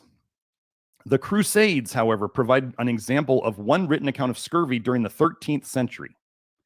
During Lent, when soldiers abstained from meat except eel, this is going to be important, and restricted their diets, a scurvy epidemic likely unfolded as, quote, the barber surgeons were forced to cut away the dead flesh from the gums to enable the people to masticate their food. So what do people stop eating during Lent? Red meat, especially meat in general. What does meat give us that protects us from vitamin A toxicity? Zinc and protein and potentially taurine. They ate high vitamin A eel, so they ate a food that's high in vitamin A, and they reduced their general overall protein intake and their zinc intake and their potential taurine intake. And their gums were dying. However, it is noted that the Crusaders believed that the disease was caused by eating eel, which supposedly ate the dead. That last part doesn't matter. They put it together. They saw the pattern. So now let's read about Lou Gehrig. So remember, before I start, vitamin A intake increases copper toxicity and iron overload, both of which are connected to ALS, both of which are connected to EMF sensitivity, both of which are connected potentially to making people more conductive and more magnetic. So when Lou Gehrig was getting his back treated with diathermy, it aggravated everything. Do you see how all this fits together? So here we go. And all these links are right here. And Mrs. Gehrig, if she is around, laughs as though to reprove him, nodding her head up and down. She is continually cooking for him, making apple cake and cookies with raisins and pieces of bright red suet in them, making roasts and frying the fish and eels he catches in the Sound. Lou goes fishing for eels so often that sometimes there are too many to eat. Then Mrs. Gehrig pickles them. There is a superstitious belief among the Yankees that eating pickled eels at the Gehrigs will make you hit the ball. If any member of the team is batting badly, he tries to get Lou to ask him up to dinner. Even the largest parties at supper time do not annoy Mrs. Gehrig. Quote, there is enough for everybody, she says, counting the heads and pushing chairs up to the table. Quote, why should Lou eat eels? Some ball player remarks later, wiping his mouth. Quote, he always hits good, doesn't he, Mrs. Gehrig? So, and this is Grant's comment, ALS, yet another manifestation of vitamin A or retinoid poisoning. So now let's just go look. Do eels have a decent amount of vitamin A in them? Did I put that link on there? Yeah. So here we are. Wait. Let me get back up to the top of this. Well, here's a whole paper on the vitamin A content of eelfish. Why would they study that? Better though. Oh, I'll put it this way, folks. Eating vitamin A from animal foods, eggs, egg yolks, dairy, liver, is worse for you than carotenoids.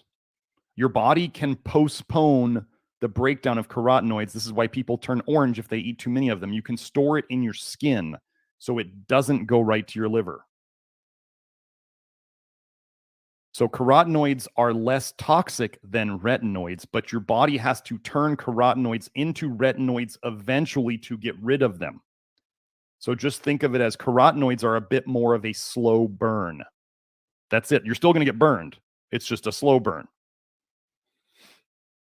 Zendog Breath commented, his gums are perfect now after 15 months off vitamin A. We fix... Gosh, Dr. Smith, are you a dentist? How do you fix gums and teeth? I just do what I do. The body fixes it. Okay? So let's look at what's in eels. Eel nutritional benefits. Nutritional benefits and downsides of eel. Well, they're going to think that certain things are benefits when I'm going to tell you they're not. In a 100-gram portion, so this is like a quarter of a pound, maybe. 126% of the daily value. So right now you're already into vitamin A toxicity amounts with eating a 100-gram serving. What else is eel a good source of? So we've got, as shown in the nutritional values, 100 grams of eel provides more than 100% of the daily value for vitamin A. And then we go, additionally, the fish is a rare dietary source of vitamin D, aka cholecalciferol rat poison, and provides more than half of the daily value per 100 grams. Vitamin A and D will both pull calcium out of your bones, calcify you into a statue over time. I'm going to look up, I need to remember to look up calcification in ALS, but this is a disaster. Now, I used to eat eel. This is one of the ways I made myself toxic. When I used to go to sushi, which I don't anymore because I understand how toxic fish and shellfish are. When I used to go, I liked eel. I would get eel. That was the main thing I would get. Just another one of the ways I made myself toxic before I knew better. Oh, and then Zendog Breath said, if eels make electricity, they probably have copper. Well, they probably got a lot of stuff.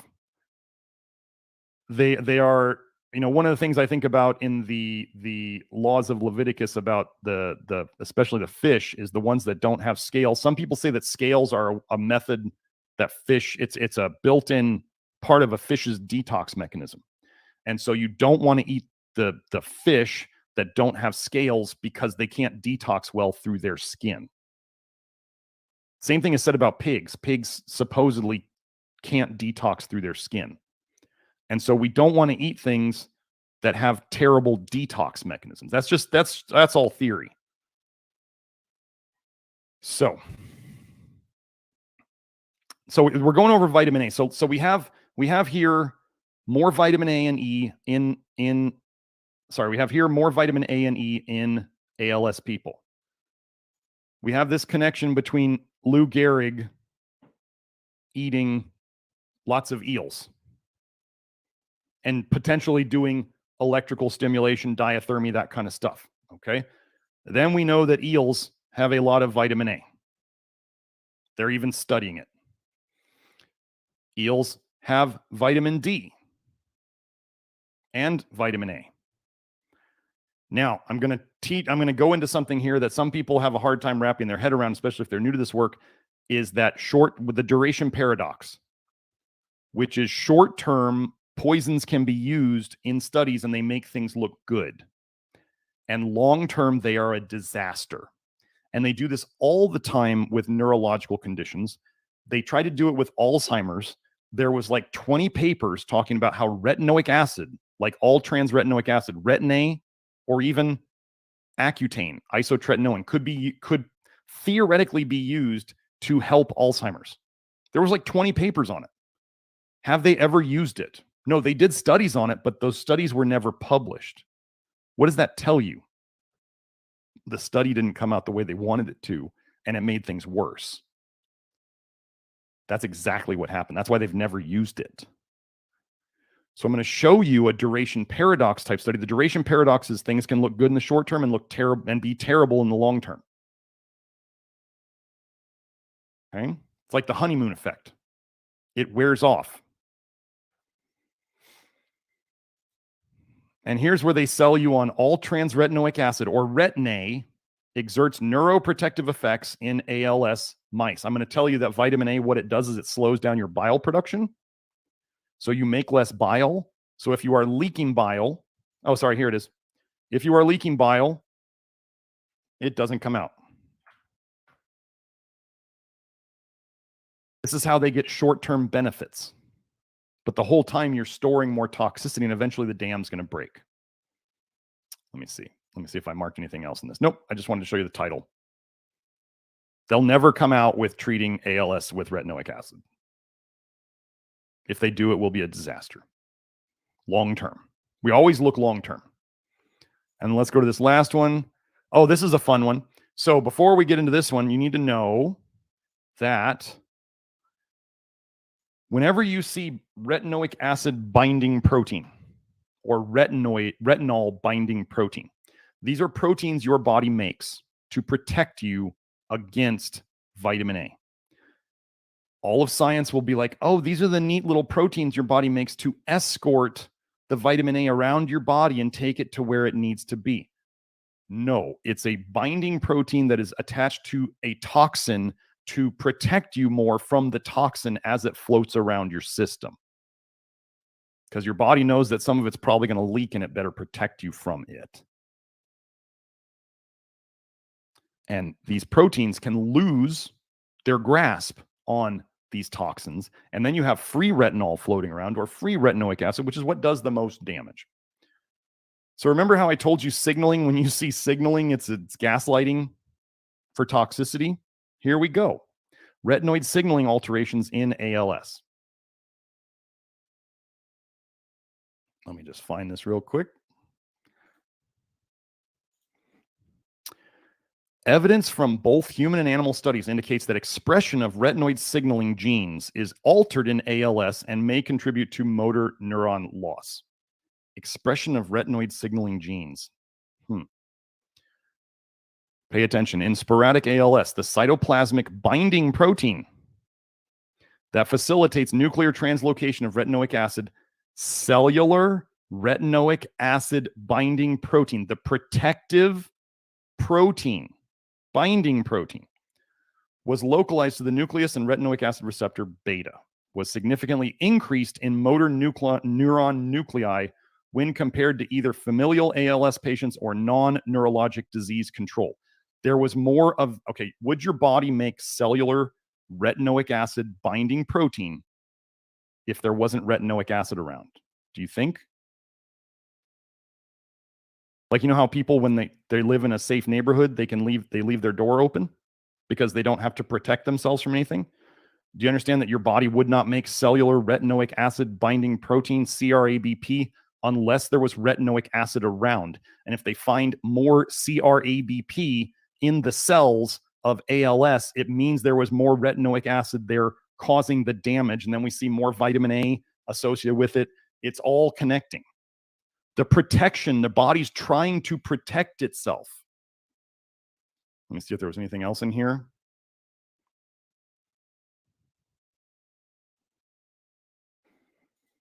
And again, the gaslighting. Our data suggests retinoid signaling is altered in ALS.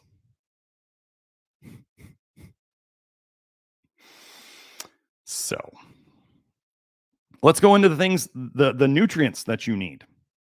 This will be faster. Okay.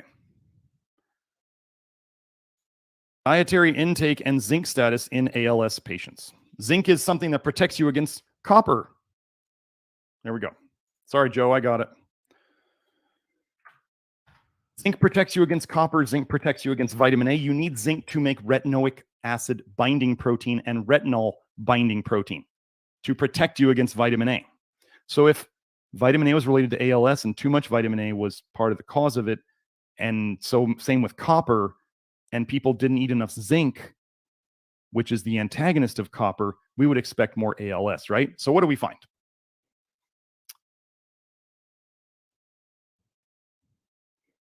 Let me see if we even have, there it is. There was a greater prevalence of inadequate zinc intake in the case group, the ALS group, 35% compared to controls, 27%. Mean plasma zinc, blood zinc, was significantly lower in the case group than in controls. In the case group, the ALS group, plasma and urinary zinc concentrations were below reference values in 50% and 52.6% of patients, respectively. I'll come back to that. Conclusion, a large portion of patients with ALS exhibited poor dietary intake and changes in body zinc status. The zinc deficiency found in half of the ALS patients may contribute to a worsened prognosis and should be the target of nutritional intervention that aims to correct this deficiency. So, the reference range of a lab, I need for you to understand how they do the statistics on labs. So if they have their plasma zinc, so whatever population the lab is choosing to do, let's say they're just doing the people who come into the lab, okay? So like the lab core in your region is looking at a certain area of people that come in and do the test, and what am I trying to think of? They're putting all that data together. The word was not coming to me.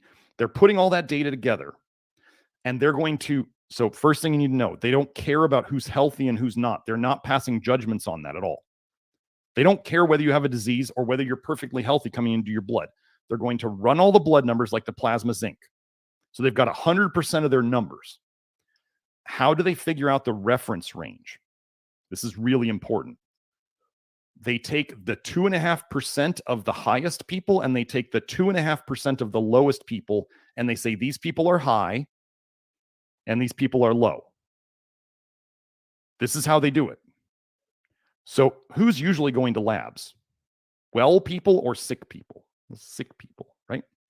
So does that mean that the whole lab would be shifted over towards sick people, a bias, right? And then they're saying only 2.5% are too high and only 2.5% are too low. So now I want you to understand how important this is when they say that plasma zinc and urinary zinc were below the reference values in 50% and 52.6% of the patients. So that means 50% of the ALS people were in the lowest 2.5% of zinc people. Do you understand how bad that is?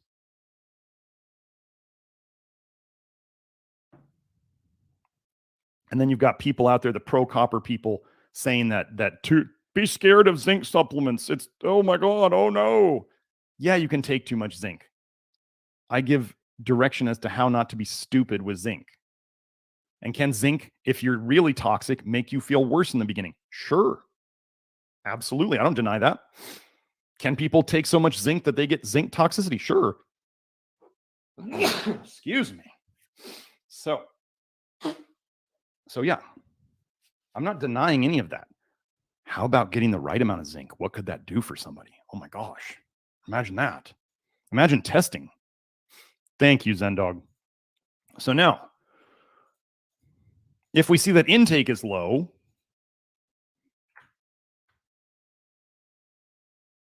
what is zinc supplementation? So this is how we can kind of prove in the best way we can. If we see that intake is low and levels are low in a disease condition, and then if we look at supplementation and it helps, and then people will be like, but this hasn't been proven yet. And you're like, well, this is the best we can do. And you can wait for them to prove it. If you think medicine is going to spend a lot of time trying to tell you that you need to supplement the crappy food that they allow to be grown, I mean, you can wait. The effect of zinc supplementation on circulating levels of brain-derived neurotrophic factor, BDNF, a systematic review and meta-analysis of randomized controlled trials. So first, let's connect BDNF. The purpose of this systematic review and meta-analysis was to determine, did I do this one? I don't know. I'll copy and paste it again.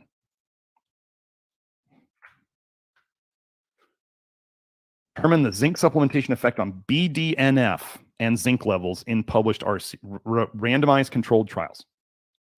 Okay. So this, you got to follow this because there's not a lot of direct evidence on zinc and ALS in terms of supplementation.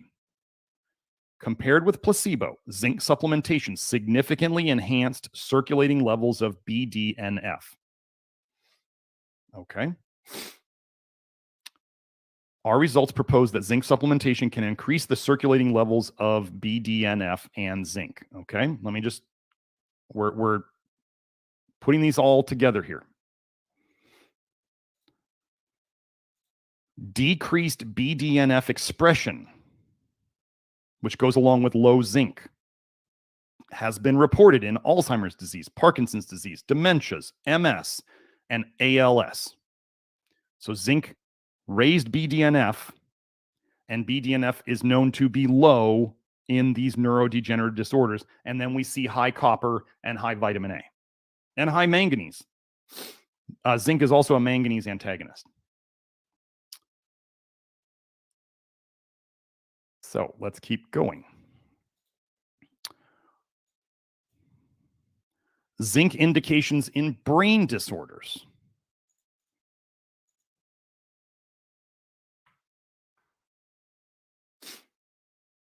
Zinc, and then you got these people out there saying, be scared of zinc. Zinc is the authoritative metal which is present in our body. Pretty important. Scientists are saying it's the authoritative metal. Authoritative. Wow. I haven't even seen that word used in this context yet. So, it has been found that alterations in brain zinc status have been implicated in a wide range of neurological disorders, including impaired brain development. Well, that's happening a lot today. And many neurodegenerative disorders such as Alzheimer's disease and mood disorders, including depression, Parkinson's disease, Huntington's disease, ALS, and prion disease. You zinc haters are shooting yourselves in the foot. Really. You really are. I'm sorry. You're wrong. Oh, and I love this. Furthermore, zinc has also been implicated in neuronal damage associated with traumatic brain injury, stroke, and seizure. Do you think that if you were deficient in zinc and then all of a sudden you have traumatic brain injury, stroke, and seizure, it's going to be worse? Yeah. What they'll try to say in these studies is like, oh, we found more zinc spilling out of the cells, but then they don't measure the copper spilling out of the cells and the vitamin A spilling out of the cells and the manganese spilling out of the cells. They're just trying to badmouth zinc. So they talk about deficiency and then they try to gaslight zinc homeostasis. It's not zinc homeostasis, it's deficiency. They just showed zinc status. Zinc status is... So let's go to the next one. Niacin. Okay. I'm going to talk about something here. I searched for niacin, but you need to understand. When I say niacin, what I drank in my drink that I've got here, my coffee cup that I've had since college. I've had 3 of these since college. Oh, I still got some left.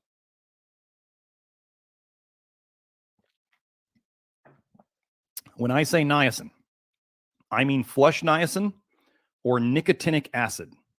I do not mean anything else. I do not mean niacinamide. I do not mean nicotinamide. I do not mean nicotinamide riboside. I do not mean NMN. I do not mean taking NAD. I do not mean taking NADH. I mean nicotinic acid or flush niacin. That's it.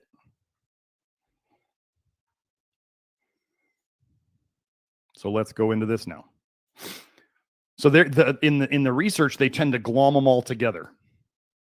Okay. So just so you know, niacin, flush niacin, nicotinic acid, is the best at raising NAD in the system. The best.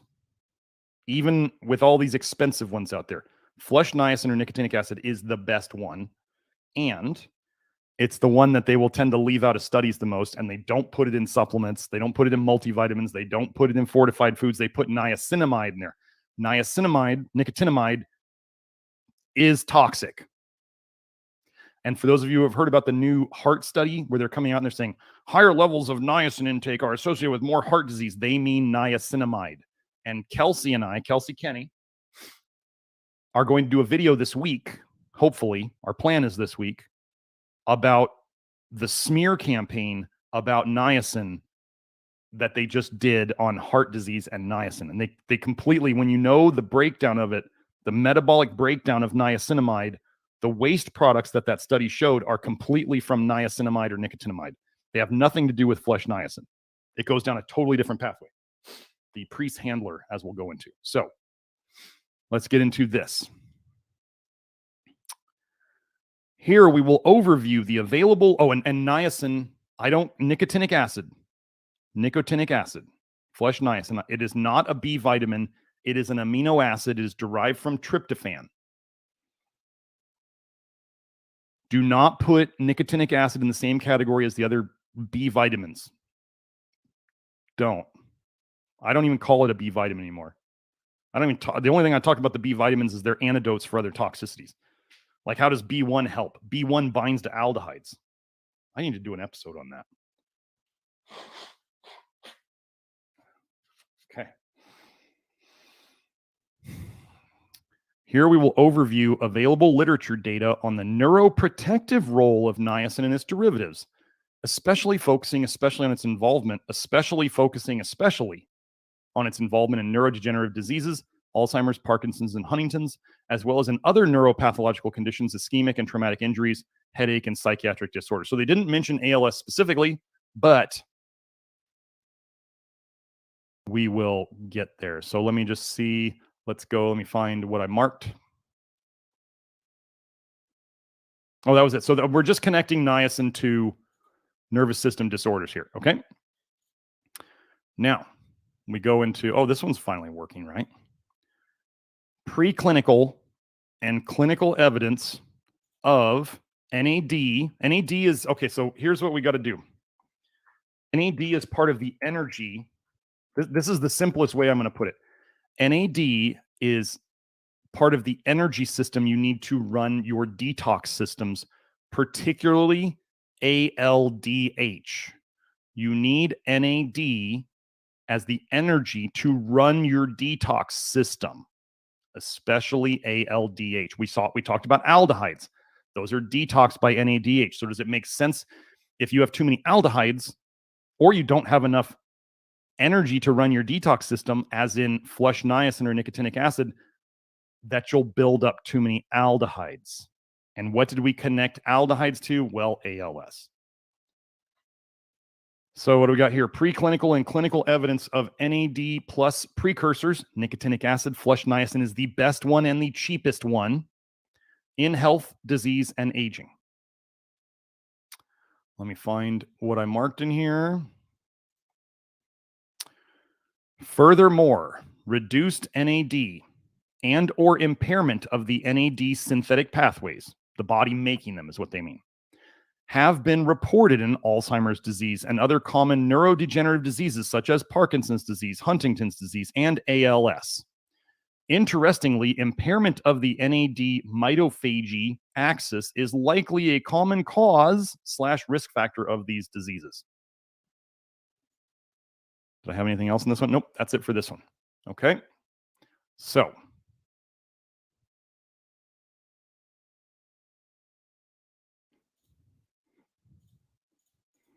sometimes Kelsey's here in the chat. Sometimes she's got other things to do. So I'm sure she'd be potentially correcting me on things. Kelsey is the expert. Kelsey answers questions in the Love Your Liver program. Kelsey is actually getting trained by me to be another one of my practitioners right now. So yeah, Kelsey and Hope are getting trained to be new practitioners for me in the Love Your Liver stuff, which is pretty cool. Super exciting. Here, let me put this over here. NAD plus metabolism in diseases with motor dysfunction. Remember how many times with ALS they said motor neuron dysfunction? Amyotrophic. A means without. Myo is muscle. Atrophy would be like muscle shrinking. So we have amyotrophic. Let's go find it. What do we have here? Okay. So I just wanted to show you this. NAD is made, synthesized. That's what made means. It doesn't mean synthetic automatically. NAD is synthesized in cells via 3 different paths. The de novo, which is from tryptophan. So your body, you eat tryptophan, and your body can turn it into niacin, which is then used for making NAD. The Priest-Handler pathway. This is where nicotinic acid, when you take nicotinic acid, it goes into the Priest-Handler pathway. Or the NAD plus salvage pathways. This is nicotinamide, niacinamide, that stuff. Okay, NAD plus salvage pathways. But as Kelsey talks about, there's the new study that just came out, like I told you, about niacin supposedly increasing heart disease due to the metabolic waste byproducts. Those are metabolic waste byproducts of nicotinamide, niacinamide. The NAD plus salvage pathway is nicotinamide, niacinamide. And they say here, with the salvage pathway being the primary producer of NAD plus in mammalian cells. Well, you're going to want to check this next part out. That they just told you that they think that's good for you. Okay, NAD plus precursors, which nicotinic acid or flush niacin is one, and antioxidants for the treatment of amyotrophic lateral sclerosis.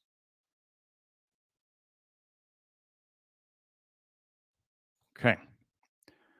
In mammalian cells, mammal cells, NAD plus can be synthesized de novo from tryptophan, a multi-step enzymatic process which is fairly inefficient, or from nicotinic acid. Okay. And there are other ones that you can make it from, but you're going to want to pay attention to this. Why do we not want to do niacinamide? Once activated in neurons, SARM1, which metabolizes NAD to nicotinamide, depletes NAD, leading to a massive loss of the energy supply within the axons. Once activated in neurons, SARM1, which metabolizes NAD plus to nicotinamide, depletes NAD, leading to a massive loss of the energy supply within the axons. Nicotinamide, niacinamide, is what they put in supplements. It's what they fortify foods with. It slows down everything. It is causing health problems. You should try to avoid any supplement that has niacin in it or vitamin B3 that is not flush niacin or nicotinic acid. I am not a fan of B complexes. They all have niacinamide in them. Your fortified bread all has niacinamide in it. Your energy drinks all have niacinamide in them. They will avoid putting flush niacin in there because they don't want people to freak out if they flush. Flushing is not that big a deal, folks.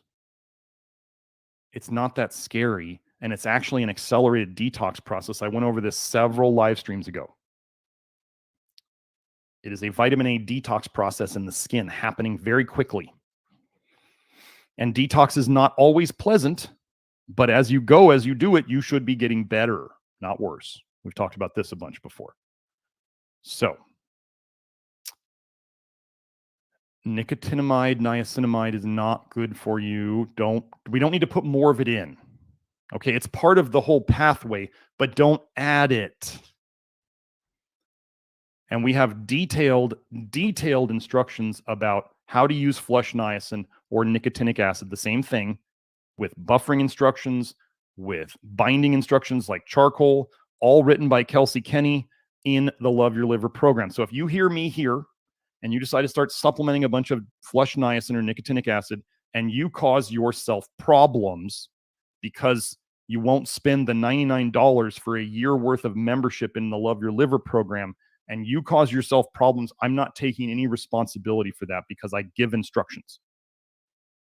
Kelsey gives instructions. So, and if you follow DK, the supposed niacin expert on the internet, and you mess yourself up because you follow DK, you're not following my stuff. Kelsey left behind DK years ago. We don't do anything he does. We definitely don't do ferric ammonium citrate. Wow. Iron bound to ammonia. No, we don't do that. So if you want to do his stuff, go do his stuff. Come back and find me when maybe it works out, maybe it doesn't. Just Andy said, so when they say fortify with niacin, they mean niacinamide. Absolutely. They always sell flush niacin, or nicotinic acid is always sold, almost always sold by itself. Because they put on the label like it may cause a flush. They either say flush niacin, or if you buy niacin at the store and it says niacin, and then on the side of it says flush free niacin, you don't want it. Flush niacin. Okay. Oh, now let's go into let's do molybdenum.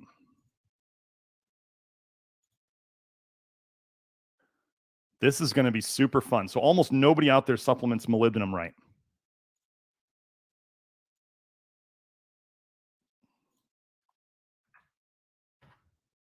Some people go and they buy the Thorne molybdenum pills, which are 1,000 micrograms, and they get toxic from it because it's 7 times more than the foundational dose that I might use with somebody. The Thorne molybdenum capsules are a high enough dose that they are potentially dangerous. People in the Love Your Liver program understand how to use them, but I don't use them anymore. Let's look at this title. Molybdenum deficiency produces motor nervous effects that are consistent with amyotrophic lateral sclerosis. Wow. Molybdenum deficiency produces motor nervous effects that are consistent with amyotrophic lateral sclerosis. Well, let's go over how molybdenum would connect biochemically with the toxic things that we found to make ALS worse. So you need molybdenum to run aldehyde dehydrogenase and aldehyde oxidase. Have we found that there's a connection between high aldehydes of multiple types and ALS? Yes. You need molybdenum as think of molybdenum as like a part of the engine to run ALDH, whereas niacin, nicotinic acid, or flush niacin is the gasoline to run the engine. You need the parts of the engine, you need the gasoline. We address all of these things. So, to get rid of aldehydes, you need molybdenum. Oh, vitamin A turns into retinaldehyde, and it goes through aldehyde dehydrogenase and aldehyde oxidase. Oh, so you need molybdenum to detox vitamin A. Have we connected vitamin A toxicity to ALS? Yes. Have we connected copper toxicity to ALS? Yes. Do you need, well, molybdenum is a copper antagonist. So molybdenum would help you kick copper out of your system. So that connects. Let's see. You need molybdenum for sulfite oxidase. I didn't connect sulfur toxicity to ALS here, and I don't have the time to do it, but sulfur is toxic, folks. You want to minimize your sulfur. The only sulfur you should really be getting in terms of main sources is from muscle meats. You should not be trying to take sulfur-based supplements or eat cruciferous vegetables or eat garlic and onions because they're high in sulfur. They make you stink, and people think that garlic and onion breath and body odor stinks because that's your instinct to avoid sulfur. Don't try to force sulfur into your system. You're just causing problems. So, I'm trying to think if there's any other connections. No,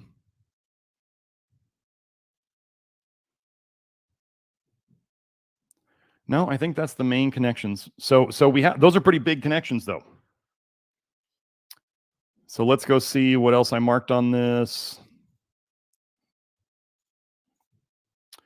Molybdenum deficiency has recently been demonstrated as the predisposing factor for 2 of the animal syndromes. So when they try to give ALS to experimental animals, demonstrated as the predisposing factor for 2 of the animal syndromes, and the third has a pathogenesis that is consistent with molybdenum deficiency.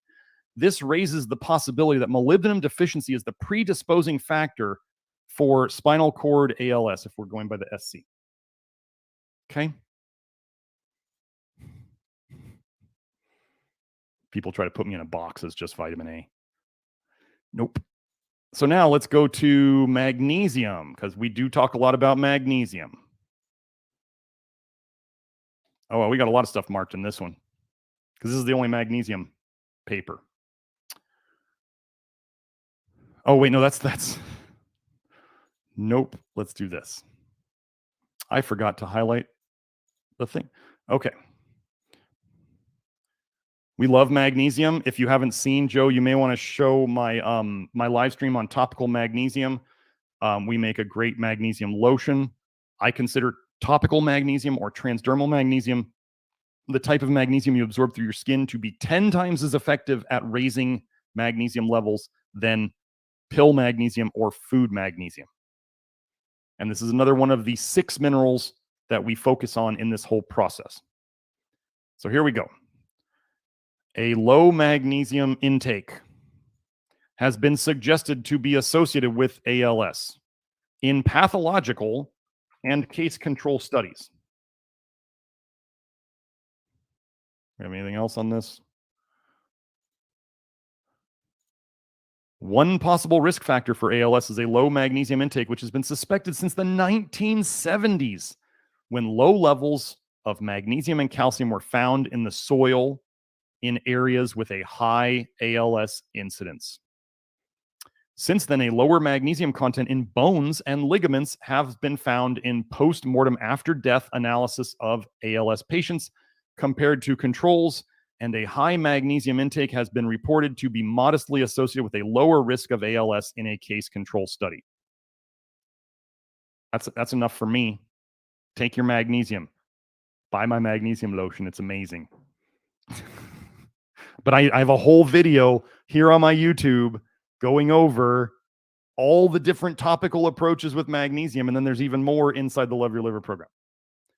So now let's go into potassium. We talk a lot about potassium.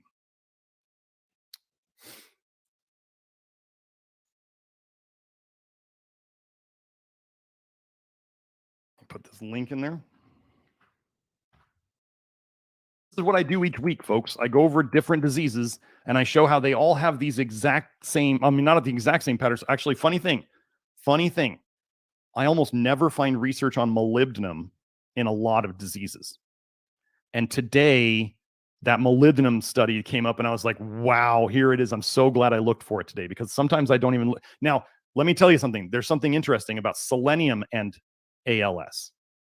Selenium, there is actually some ALS that can be caused by overexposure to selenium, like in workplaces where people are working with selenium. And then they did say that in ALS, I think it was in the cerebrospinal fluid, they could find high levels of selenite. I don't use selenite. I would never use selenite or selenate. We use chelated selenium, and what we're getting into now is, I was using L-selenomethionine, which I still use. Some people think that because I'm moving on from it, that means it's bad. That doesn't mean it's bad. It's that I found something better. Okay. If you get a new car and you stop driving your old car, that doesn't mean your old car's bad. It means that you've got something better. So please, I don't know how people think that just because I found something better that it means the old stuff was bad.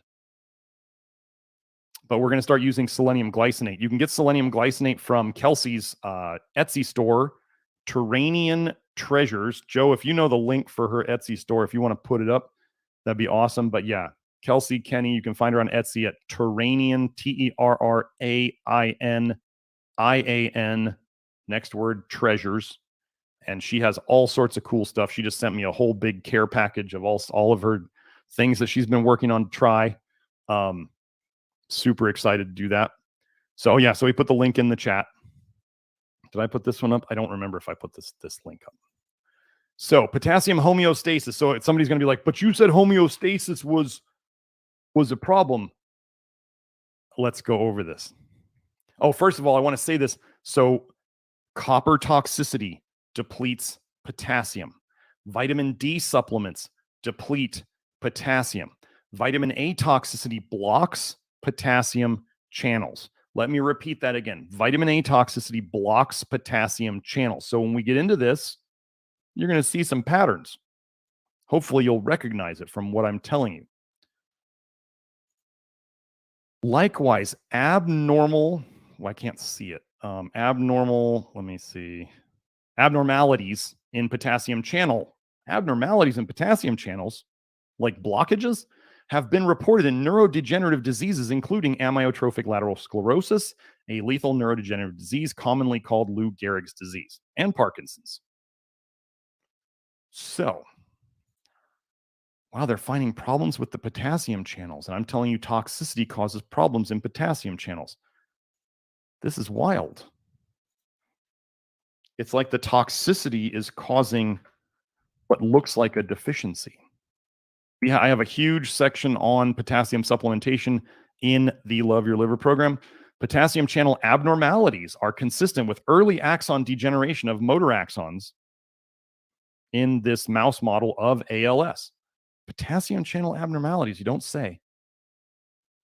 The underlying pathophysiology of the disease is complex, but electrophysiological studies of peripheral nerves in ALS patients, as well as human autopsy studies, indicate that a potassium channel dysfunction or loss is present early in the symptomatic phase. Toxicities show signs early, folks. Then they develop into full-blown disease. This revealed that the motor axons in the ventral roots of pre-symptomatic, these genetic model mice, already show a disruption in juxtaperonodal Kv 1.2 potassium channels early on. Our data suggests that the potassium channel abnormalities observed in pre-symptomatic G127X, rather than representing a specific pathophysiological mechanism targeting potassium channels, most likely reflect early axonal degenerative changes consistent with the dying back phenomenon observed in other ALS models. Well, they're saying rather than representing a specific pathophysiological mechanism, they don't want to talk about toxicity. They will do anything they possibly can to not talk about toxicity. They think that the axons are degenerating before there's a mechanism. Do you understand how they lie to you? They lie to you all the time. There's a cause as to why these would degenerate. Maybe it's toxicity. Oh, you know what I need to go into? Here, I'll do that in a second.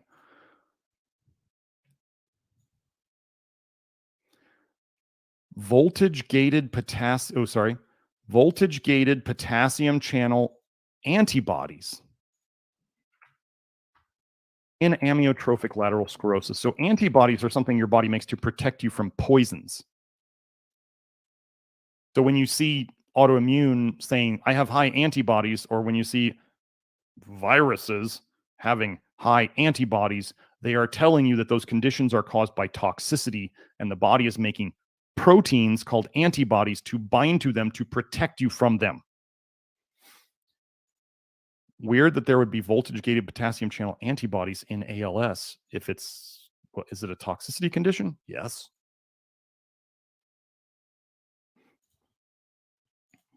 We present the finding of elevated potassium channel antibodies in a cohort of patients. Do you think maybe the body's trying to protect these things from the toxicity? In a cohort of patients with ALS, and demonstrate a higher number of abnormal titer levels and higher mean titer levels in ALS patients compared to a cohort of patients with peripheral nervous system disorders. A specific pattern. Let me just make sure there's nothing else there. That's it. Did I share that link? I don't remember. Here we go. Maybe I did, maybe I didn't. And axonal, let's go into this one. Share this tab. Axonal dysfunction precedes motor neuronal death in amyotrophic lateral sclerosis. This is why I tell people, like, symptoms show up long before full-on disease or death, okay? There's a progression to it. You can see signs. So if you're seeing your health slowly getting worse, even though you're trying to be healthy, you're doing something wrong.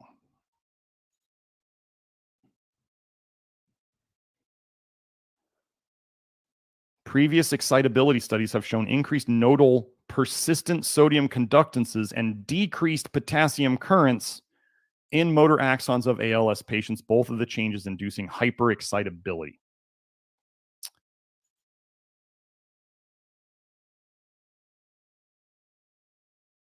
These findings suggest that motor nerve hyperexcitability occurs in the early stage of the disease and precedes motor neuronal loss in ALS.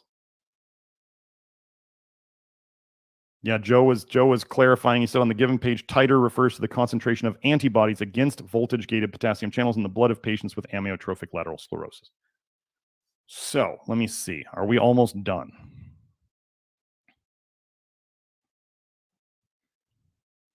Yeah, that's it for that. Okay, so let's see. Joe, you can take off my my share. Let me go into here. I'm going to stop sharing. I'll share again. If I'm going to share a screen, I'll let you know. Okay, so Audrey, remember? Audrey made another comment. Audrey is, we have helped. She has done the work. Let me emphasize that. I don't get anybody better myself. I cannot stand the word healer. I don't like it.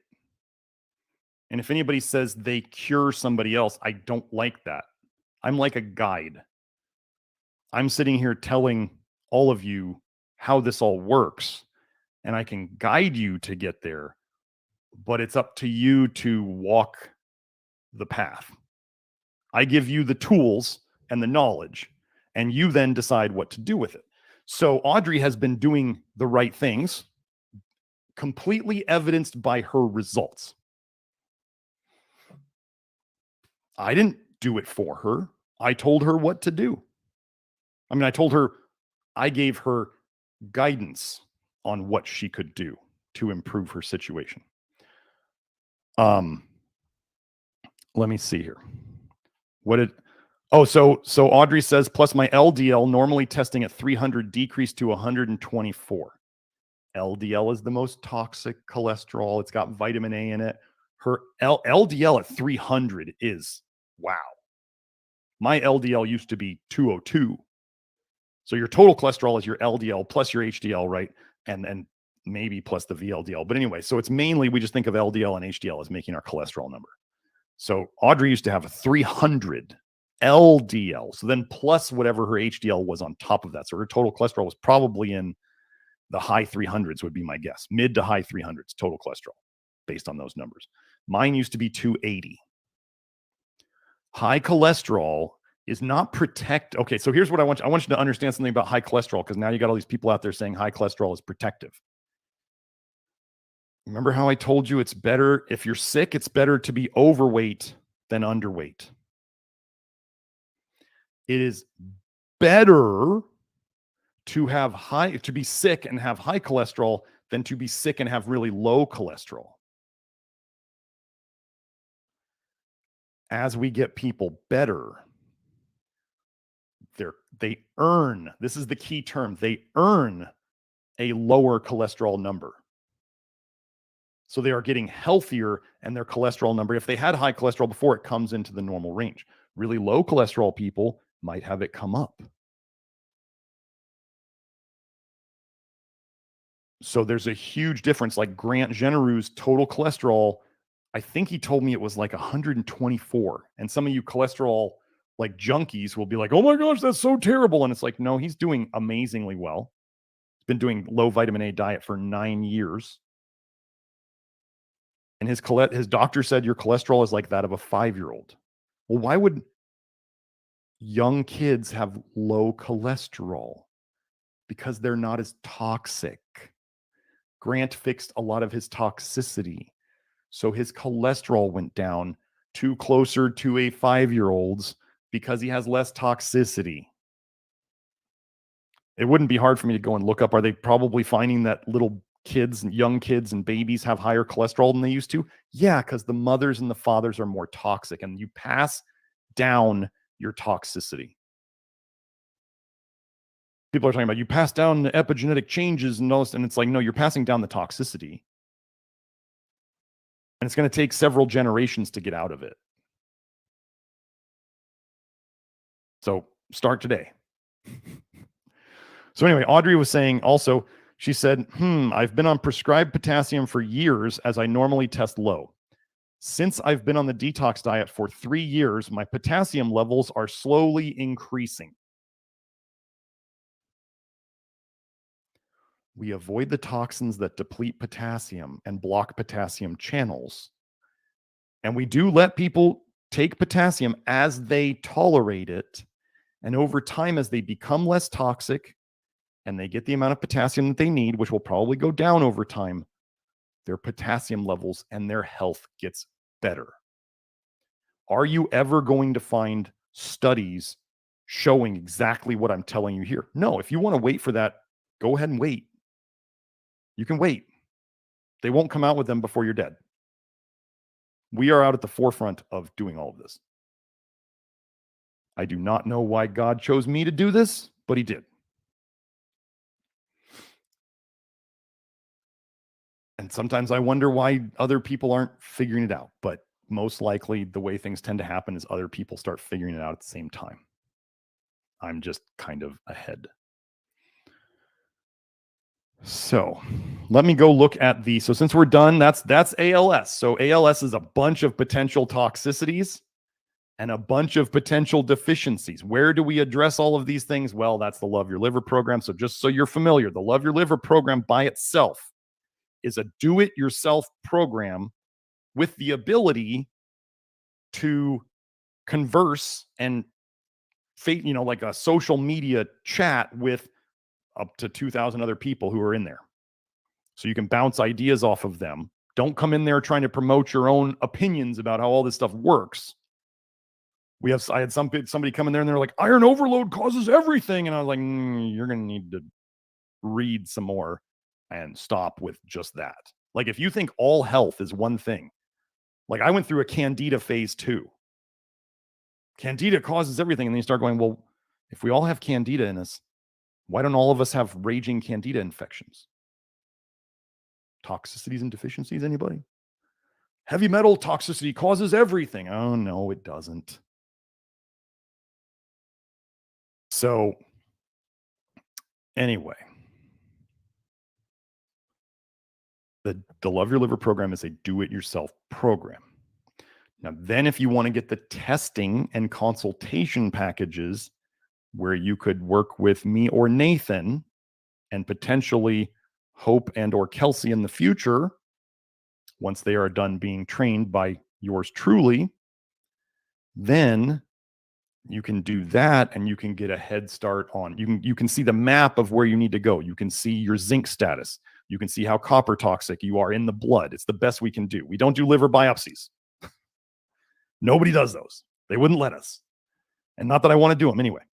But you could do, we look at your copper levels, blood and hair. We look at your zinc levels, blood and hair. We look at ferritin. We look at vitamin A in the blood. We look at calcium in the hair test, calcium, magnesium, selenium, molybdenum.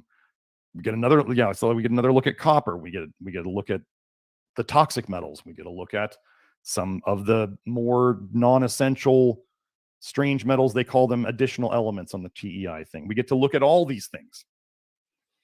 And we get to give you a starting point on working at it. And then you're going to experiment with some of the dosing and you're going to give us feedback.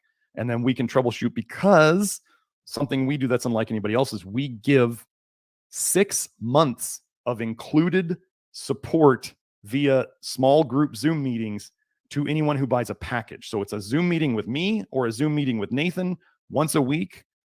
You get to ask me direct questions about how you're feeling with what you're doing, instead of what I think is like nickel and diming by a lot of other practitioners, where let's say the practitioner tells you what to do. You go to the practitioner, they're like, oh, you have this. Here, take 20 supplements, or here, take this medication, and bye now. Hope you do well. And let's say you go home and the medication causes you problems or the supplements cause you problems.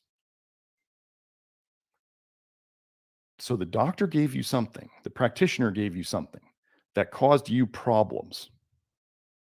And now you have to pay them more money to talk to them again about what they gave you causing your problems. I cannot work that way. Every person is, I've done this analogy before. It's like every person is different. We're like cars. We're all internal combustion cars. We all run kind of the same. Like the way the engine works is the same, but there's different parts. There's variations of parts. Like one part doesn't fit in a different car. It's still the same type of part, but it's different. And different cars need different oil, and different cars need different gas, but it's still gasoline, and it's still oil, and there's still tires, and there's still wheels, and there's axles, but they're different sizes and different shapes. Do you understand where I'm getting at here? So we are all similar, but we are all different. And that is if you want to call it, the art of medicine. And that is helping people to figure out what works for them. When you come out of working with Nathan or I, and you actually go to the office hours, which is the included support, and you start paying attention to your body, you will become more intuitive overall, and you will start to know your body and what causes your body to do this for the better and what causes your body to do this for the worse. And those of you who are in the chat, if you want to back this up, go right ahead. You cannot help but learn your body better through this process because we are encouraging it. One of the biggest things we say is, Doc, it hurts when I do this. Well, then don't do that. Like if another practitioner gives you something and you feel like dog crap when you take it, and they're like, just keep taking it. It'll get better someday. It doesn't, does it? And then you suffer until you're sick of the stupid advice you got, and then you quit them, and then you go try to find somebody else. I used to do it myself.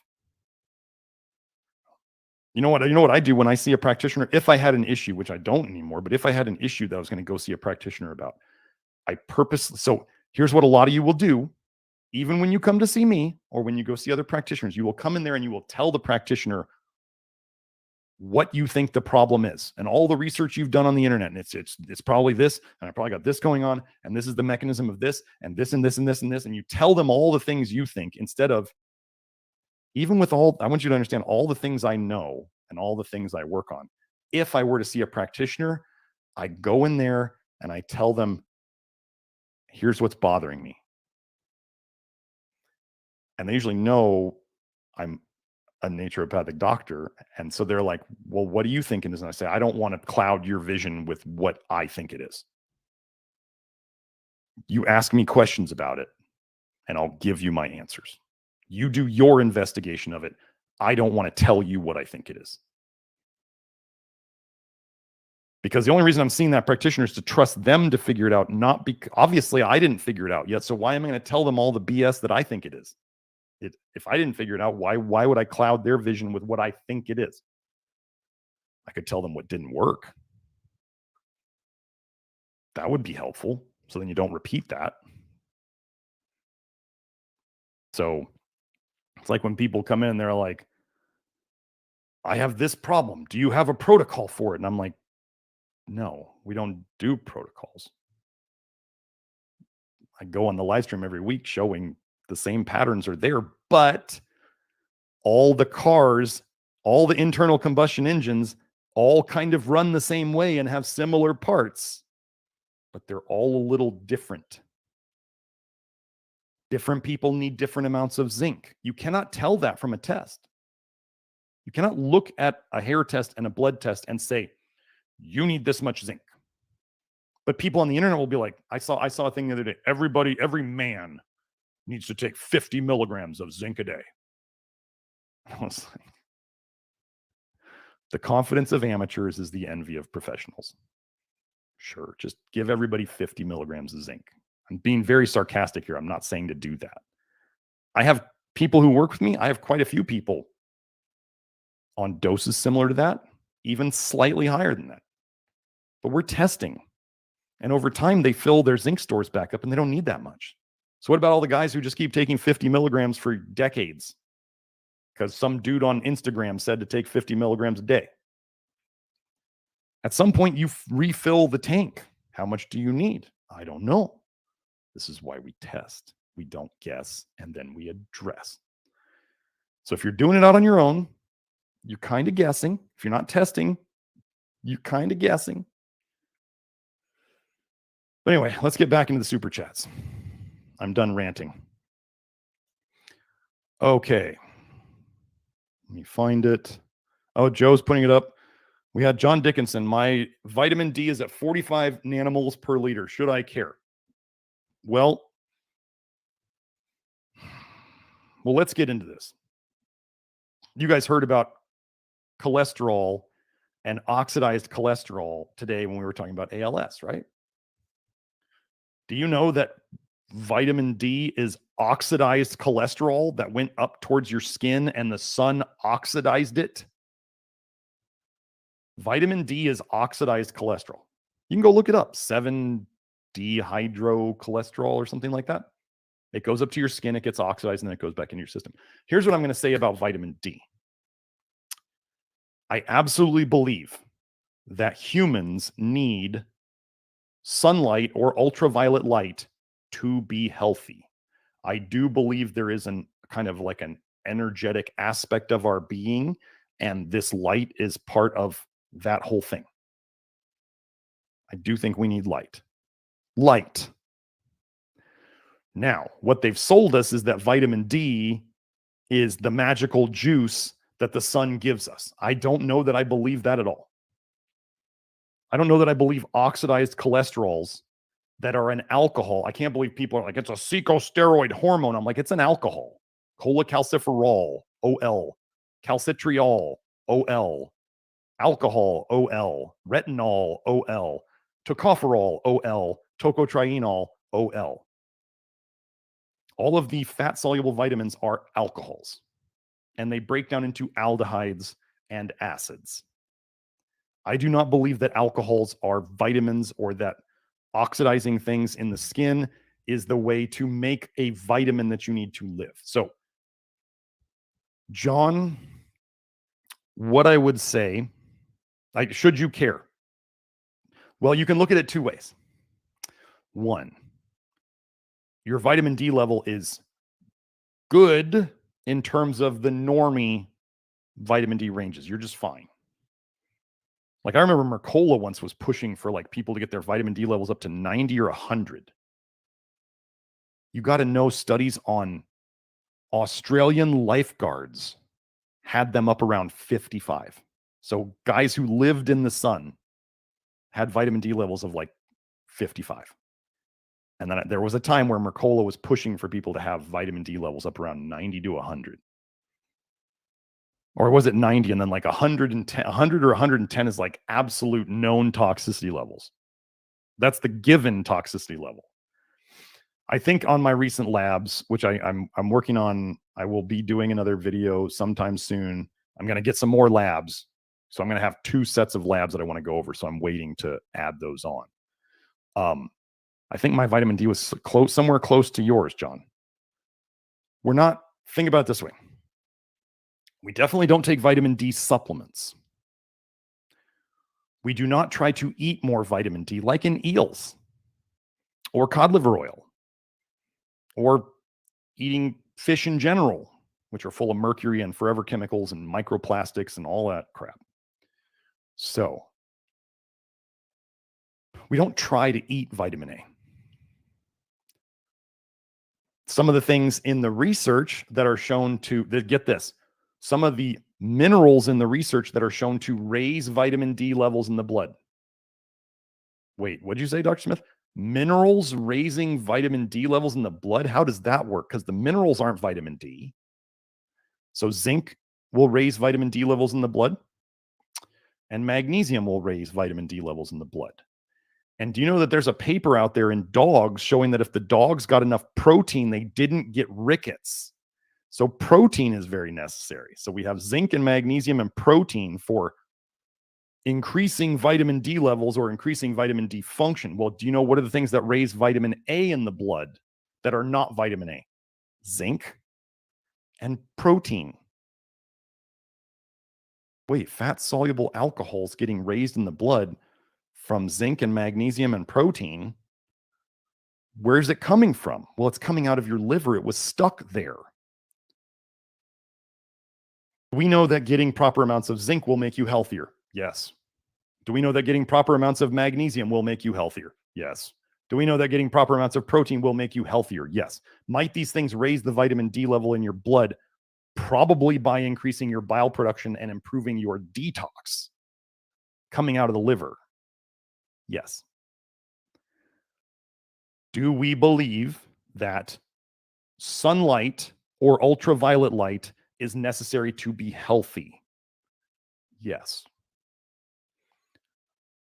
So, John, if you're doing those things and you're on a low vitamin, and what is a known antagonist of vitamin D in the research?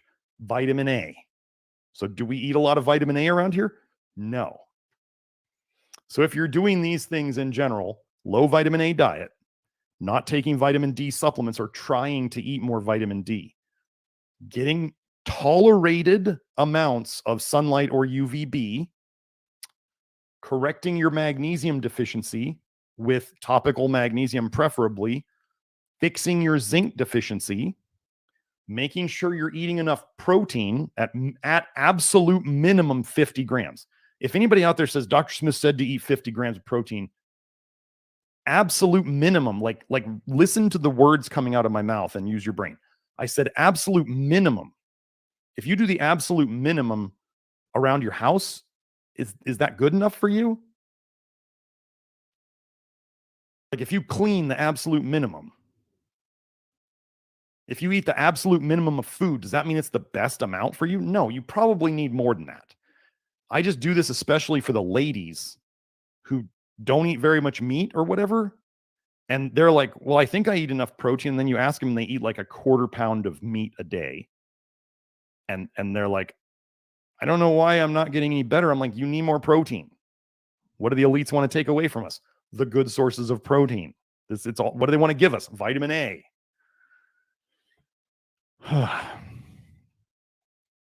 Let me get to, so Joe put these up. So anyway, the things that we do that we know make us healthier tend to raise vitamin D levels. But do we think that vitamin D is the be all end all of sun exposure? No. Do I run my vitamin D tests in my labs to show people what's going on. If I was not going to do YouTubes on my labs, would I run vitamin D tests at all? No, I don't care. Now, if somebody comes to me with vitamin D levels under 20, I know that they got a bunch of stuff going on. There's probably no sunlight exposure or UVB. They're probably horribly zinc deficient. They're probably magnesium deficient, and they're probably protein deficient. And as we fix those, we'll see their vitamin D come up. But none of those were vitamin D. They're the things that I believe humans need. And then the other thing we can do to help with calcium metabolism and magnesium metabolism is vitamin K2 as MK4. I'm not going to get into why we don't. I'm moving away from MK7. I am. Not going to get into that today. But yeah, John, hope that answer works for you. Let's see. Michael says, is it possible to become iodine deficient? Would nascent iodine be better than Lugol's? I'm going to answer this fairly quickly. Is it possible to become iodine deficient? I believe that what is probably going on in the places where people get iodine deficiency is there is some sort of toxicity causing them to become deficient. Now, how much iodine do you need? Let me give you an example of me in terms of iodine. I had a client, lives in Pakistan, said iodine deficiency is she was having, thyroid type symptoms, and she worked with me for a while, and she got a lot better along the way. But at some point she's like, iodine deficiency is a very real thing in Pakistan. And I looked it up and she was right. There was all sorts of stuff about iodine deficiency in Pakistan. She said, could I do some iodized salt for a little while? I said, sure, try it out. Enough to get The RDA of potassium. The RDA. That's it. She did that. She immediately felt better. And then after, I think, a couple of months of doing this, she stopped the iodized salt and she maintained her results. The RDA for a couple months, and then she was able to quit it and hasn't needed to do it since. What was I saying about iodine? I think the human body is very, very good at recycling iodine, reusing it, right? Why does the body have to get rid of, if your body breaks down a thyroid hormone, right? T3 means a thyroid hormone has 3 iodine molecules, and T4 means a thyroid hormone has 4 iodine molecules. That's what the number means. If your liver is going to chew up a thyroid hormone and it frees up this iodine, what makes everybody think that iodine is just thrown away? Why can't we just recycle it, reuse it? Same thing with calcium. How in the world could humans have ever survived on such low calcium intakes before sucking from cow udders? How did we survive? And how do the cows get such high calcium levels when they're eating grass? Why did the Rockefellers, who are so into dairy, convince us that we need dairy to get our calcium needs met? And now we have all these diseases where there's excess calcification. Oh, that was one thing I was going to do. I was going to look up calcification in ALS. So where was I? So can you get iodine deficient? Yes.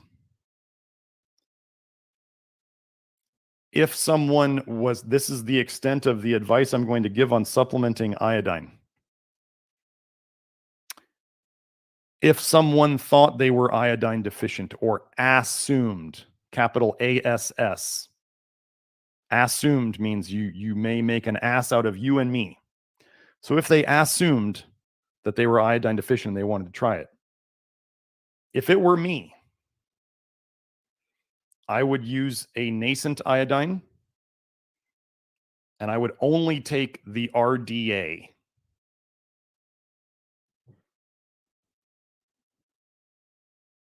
And if you don't notice big improvements in a week, you're not iodine deficient. So stop taking it. I would stop taking it. There you go. So thank you for that super chat, Michael. I do appreciate that. I would never use Lugol's. I would never use anything with potassium iodide. Never, ever, ever. But even still, the woman in Pakistan got benefits from the iodized salt, which was potassium iodide, which means the body can actually use a little bit of it, but we don't want it. They burn out thyroids with potassium iodide. That's what they use to burn out thyroids that are hyperthyroid. Don't take potassium iodide. I think I have a whole episode. Joe, I might have a whole episode here on the live stream of potassium iodide as a toxin to the thyroid. It's insane that so many people are ignoring the fact that potassium iodide is absolutely toxic to the thyroid.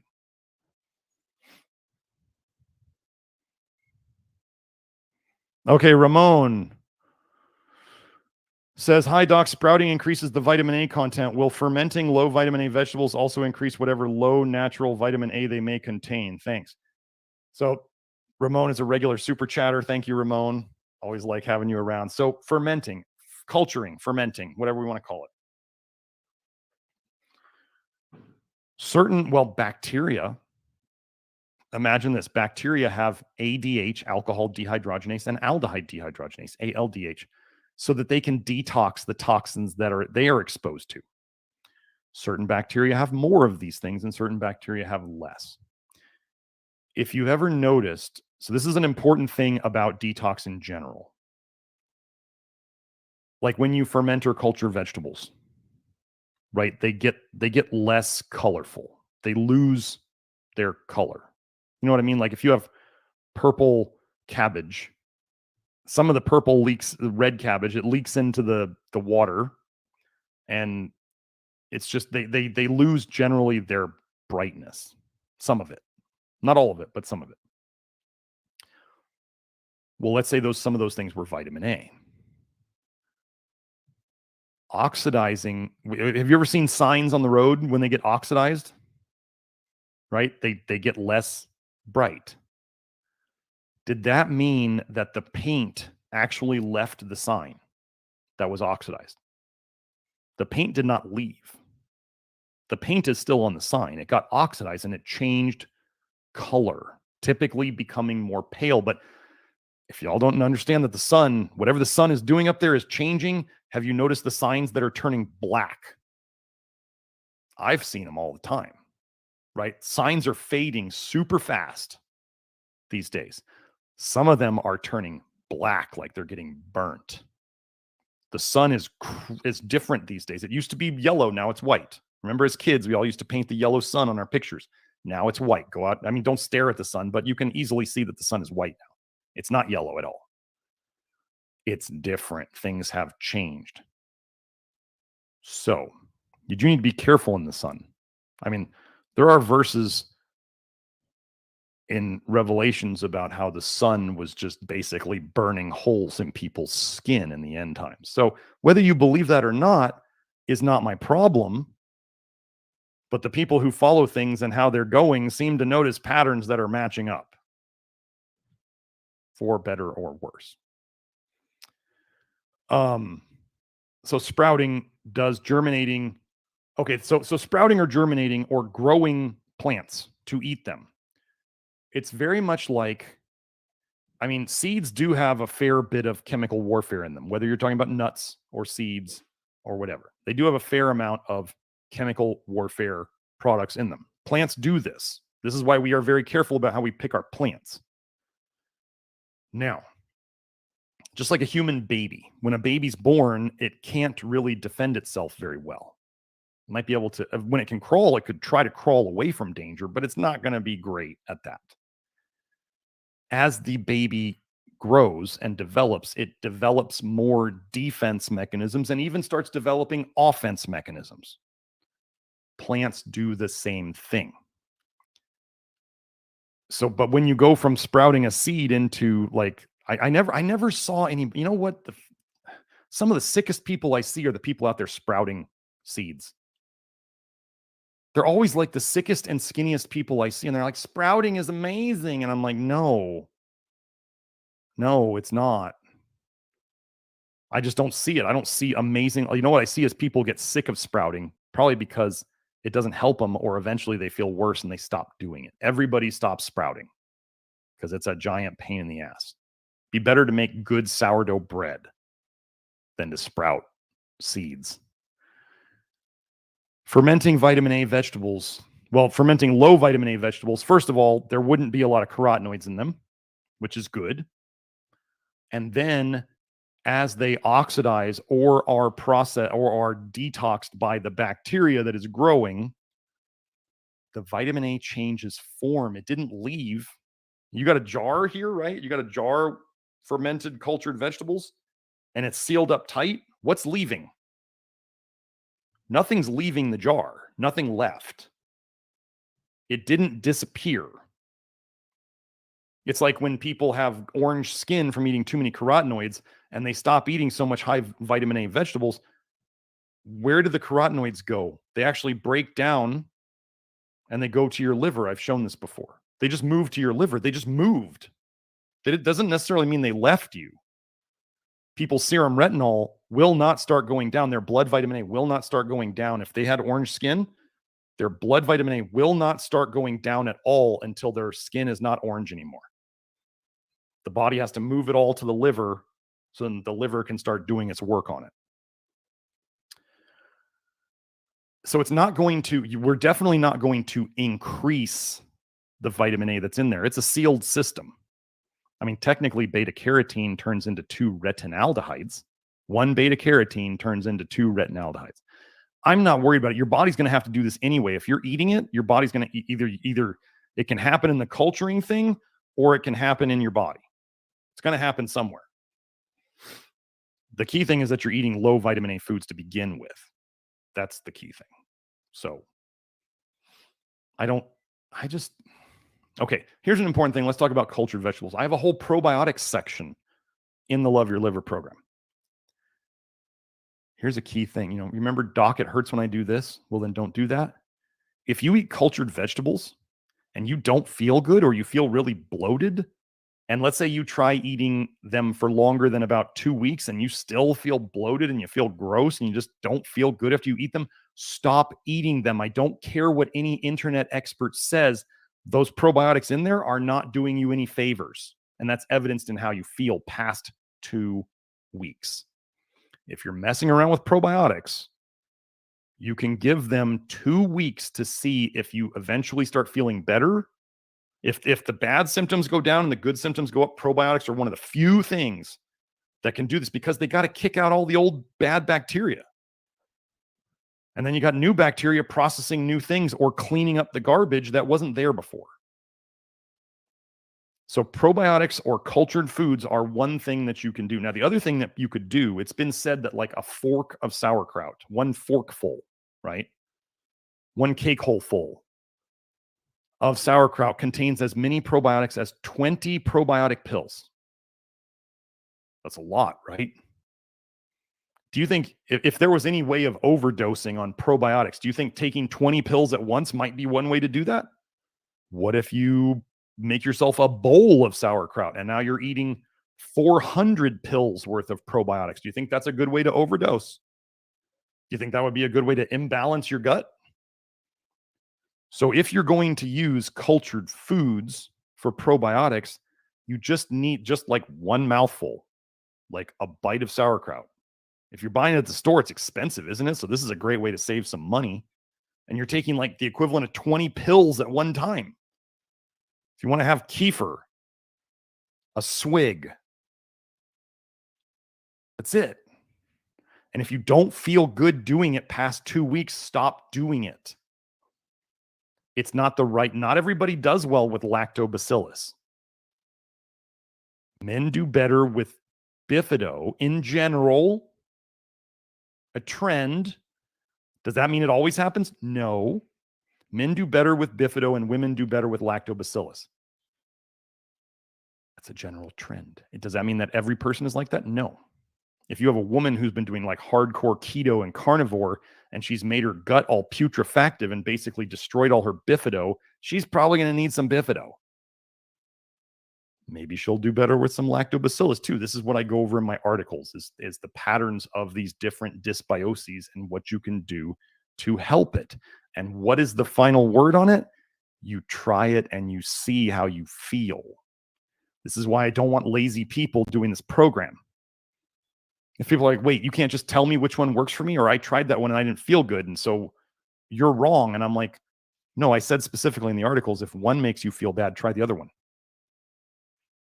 I have some people that every question, they're like, oh, I'm this type. And then they try it and they don't feel good. And then they try the other type and they feel good. And I'm like, it's just the way it is. I said this in the articles. So anyway, if you're not willing to test out things and listen to your body's feedback, this work is not for you. I have people, you want to know about the probiotic stuff? I've had people where they did the probiotic test, the poop test. They do one of these fancy gut biome tests. And it told them that they needed, I forget if it was lactobacillus or bifidobacteria. Let's just say it's lactobacillus. It said they were super low in lactobacillus. This happened. I just don't remember which one it was. So the gentleman asked me, should I take lactobacillus? And I said, well, normally I don't use these. But I said, here's what it says. Okay, so let's try it. Let's try it. He tried it. He was like, I did not feel good at all. I said, okay, so let's try the bifido. And he tries the bifido, which was fine on his poop test. And then he felt better.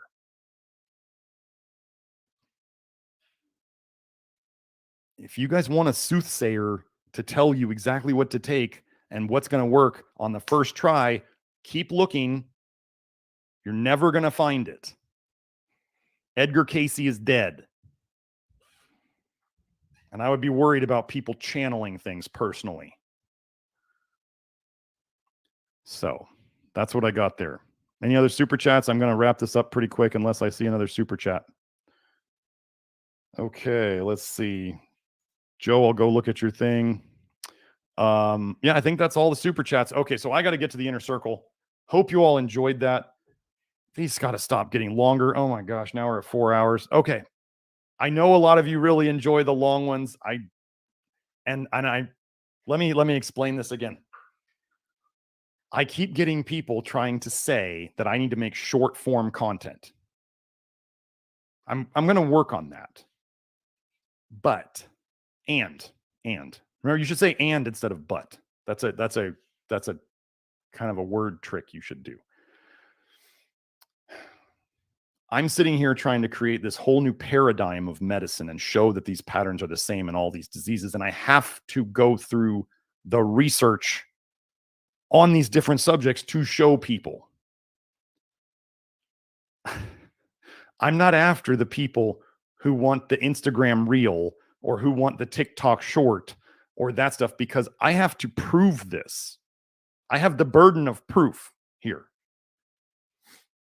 I'm showing that these patterns happen over and over and over and over again. And if I just say vitamin A is bad, don't take in vitamin A, and I use some stupid examples so I can make a less than a minute short, people don't believe that. And what do people want out there? They want pretty characters. They want, this is just, we're doing something completely world changing here. I'm very happy you guys are here along with me. Thank you for your trust. Thank you for doing it and getting the results over and over and over again. For those of you who are trying this and you're not getting the results you want, you're probably doing something wrong. I'm not saying you're a bad person, but troubleshooting this is what we do. And if you don't, like, as an example, if you eat too much soluble fiber, for you might not feel good. It doesn't matter that I think it's like really helpful for detox in general, because I have to remember there's like the 90% of people who react normally. And then there's like that 10%, maybe 5 to 10% of people who react atypically. I don't want to say abnormally, it's just atypically. Like your car might need a really uniquely shaped part that's kind of hard to get. And maybe it's kind of hard to install, but it's the same part as everybody else, but you need it differently. Still the same part. Okay.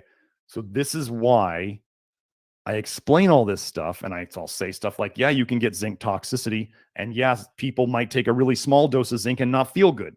Both of these things can happen. You put the wrong part in an engine, you cause problems. So this is just really, really important. This is what makes this work different. And I just can't believe how many people out there just don't go after the content. They just go after me, which is just hilarious. It's just hilarious. I block all those people right away. And for those of you who are watching in the future, yeah, we can sometimes, I'm fine with obviously using some biblical references here, but I do not want the chat to devolve into people screaming at each other over their different religious interpretations, which has happened before. And I'm just not down for that. And always remember that if I actually take the time in the live stream to warn you about what you're saying, the suggestion is you take it and you stop. I am a man on a mission. I have no time for BS people who want spoon feeding or who just want to argue with me about their perspective on something. My time is too valuable and is spent helping people, not arguing with people trying to poke holes in it. Okay? So remember all the links. First of all, like and subscribe to the video. If you posted chats, that's awesome. It looks like we've had 586 chats today. Oh, Will had a super chat. Oh, wait, Will had one. Let me go find it. Will had a super chat. Will, repost it if you're there. Or if somebody saw it, give me the gist of it so I can answer it.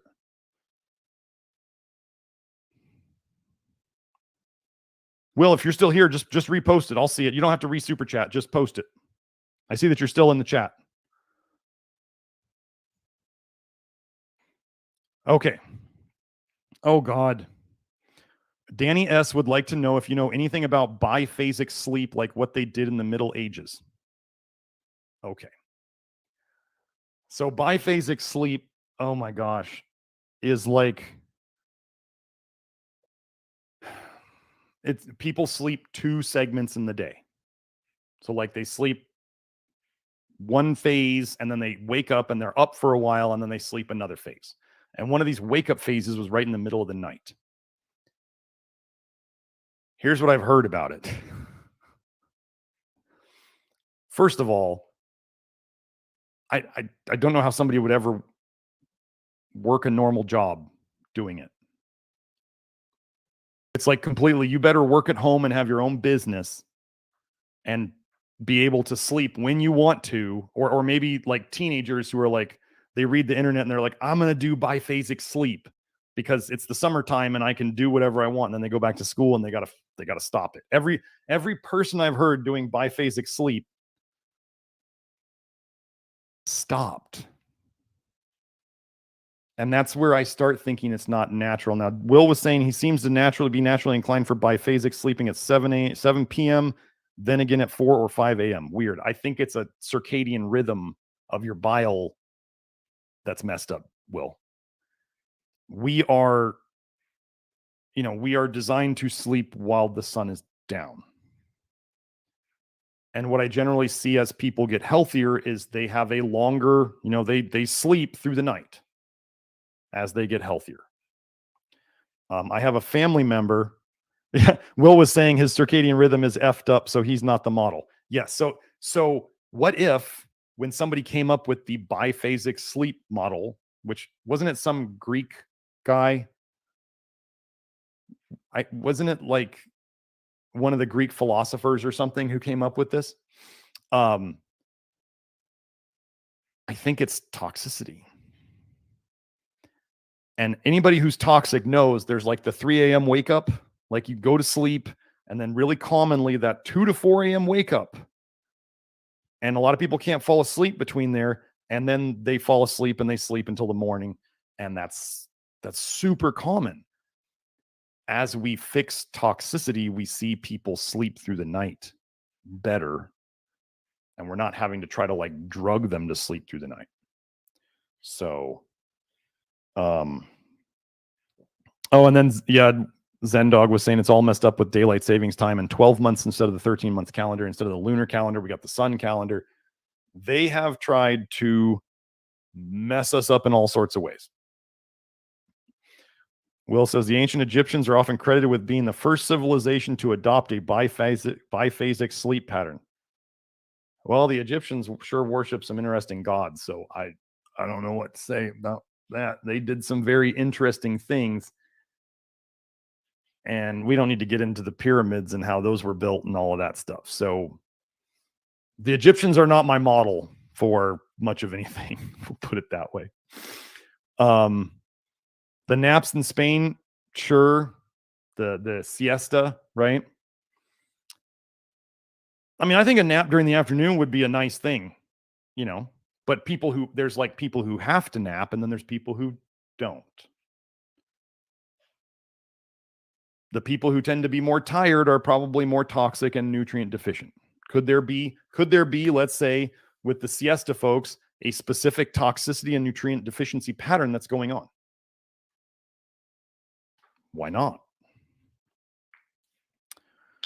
So, Will said Egyptians like to be stabby. Yep. So Joe made a ALS, connecting ALS to calcification. Let me do a quick search. Let me go and do a new window.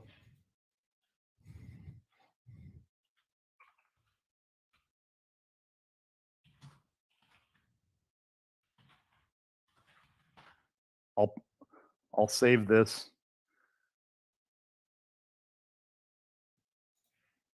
Okay, let's see.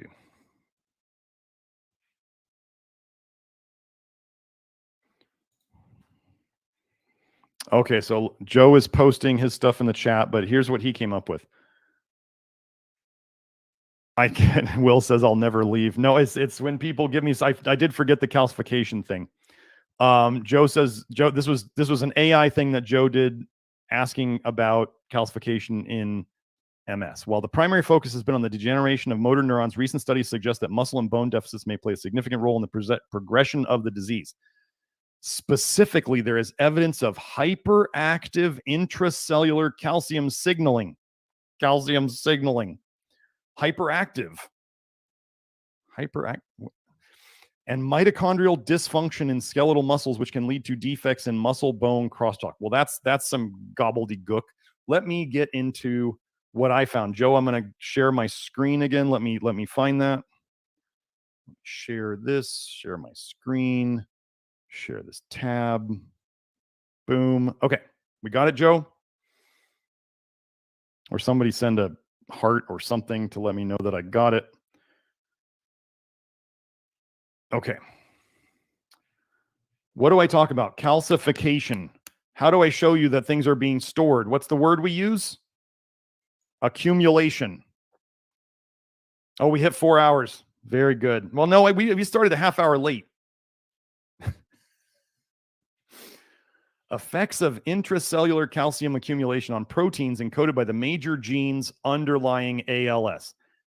Intracellular calcium accumulation. I mean, come on now. Come on. No.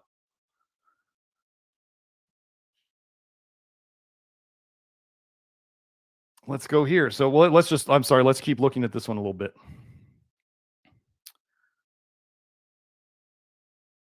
Excitotoxicity, which you guys may have heard of with like MSG and stuff like that, is strongly suspected to play a role in ALS pathogenesis.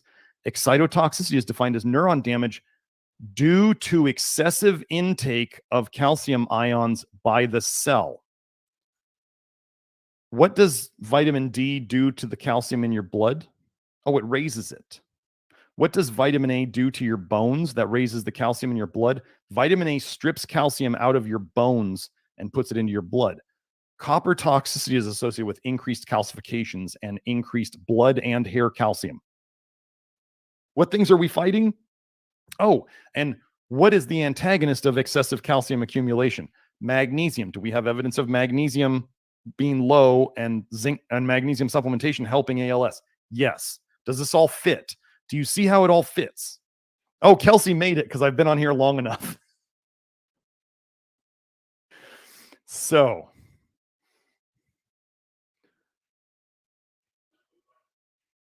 let's see. Well, that's basically intracellular calcium accumulation causes a decrease in the levels of these, blah, blah, blah, blah, blah. Okay. This is not that exciting. Let's go into here. A quantitative study of intracranial calcification in dementia of the Alzheimer type. Intracranial, inside your skull calcification. Do you remember how? Oh, sorry. Let me get that link for you if I didn't do it. Let me get this link. There we go.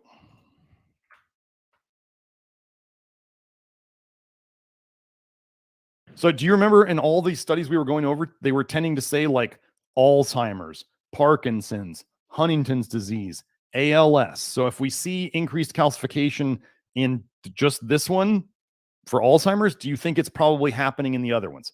You can probably assume. But let's see. Oh, well, they're not finding any intracranial calcification here. Okay, but we did just see intracellular calcium accumulation. Let's see if we can find anything else.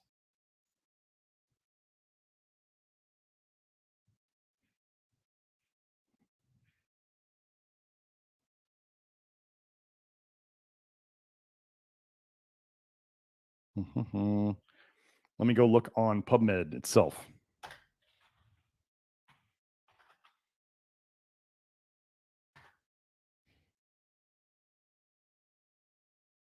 Let's just go calcium amyotrophic.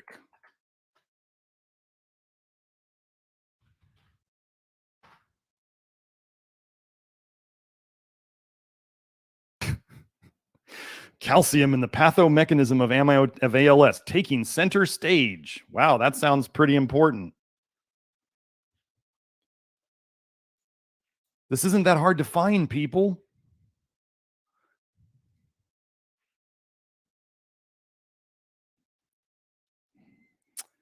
Calcium ions may act as a common denominator and through a positive feedback loop or toxicity loop may combine the individual pathological processes into a unified escalating mechanism of neuronal destruction. Remember when I was like talking about bile? Here it is. Sorry, forgot to show it. Here it is. Here's the title, Calcium and the Pathomechanism of Amyotrophic Lateral Sclerosis, taking center stage. Sorry, I've been forgetting to share my tabs today. This is a new approach we're trying. Yeah, calcium ions may combine the individual pathological processes into a unified escalating mechanism of neuronal destruction. This is like the other day when I was going over, what's the one I was going over? Oh, where anaphylaxis, where they actually showed they were like the bile is just gross destruction, just massive destruction of the intestinal lining.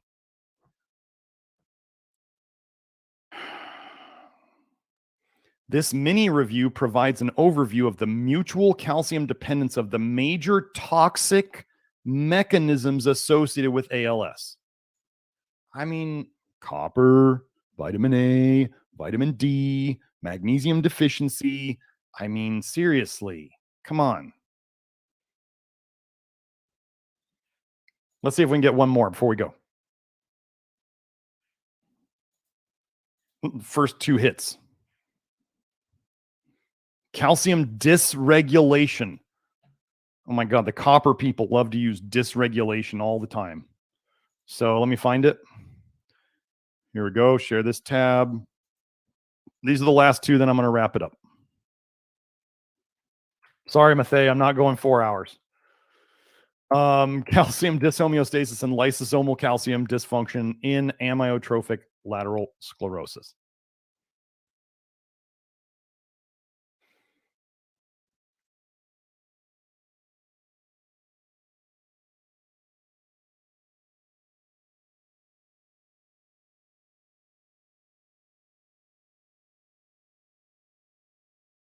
Well, this is not very exciting. But they just, whenever you see dysregulation, it means that there's too much of it. There could be too much in one place and not enough in another place. So that one's not very exciting. I'm going to ditch that one.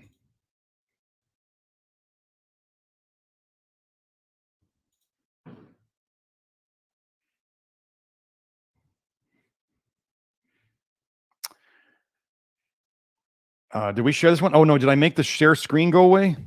Oh, my gosh. What did I do? Share screen. Where's the calcium one? There we go. Okay, I think we're back.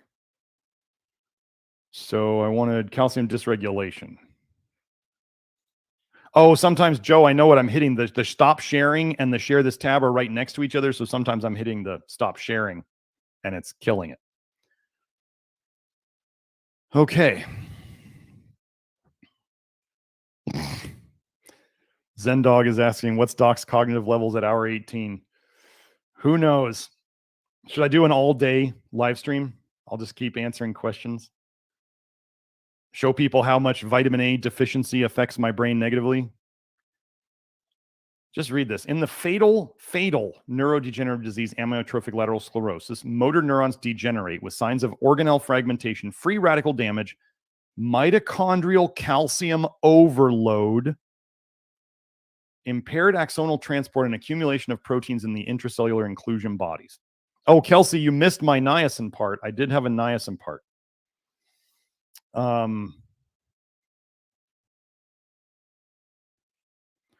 This review introduces the hypothesis of a, quote, toxic shift of calcium within the endoplasmic reticulum mitochondria calcium cycle as a key mechanism in motor neuron degeneration, and discusses molecular targets which may be of interest for future ERMCC modulating neuroprotective therapies.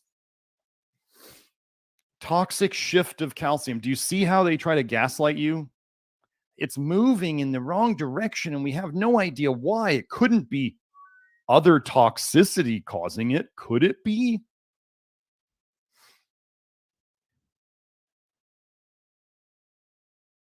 Gosh, if things were affecting calcium-gated calcium channels. Oh, wait, does EMF affect calcium channels? Yes.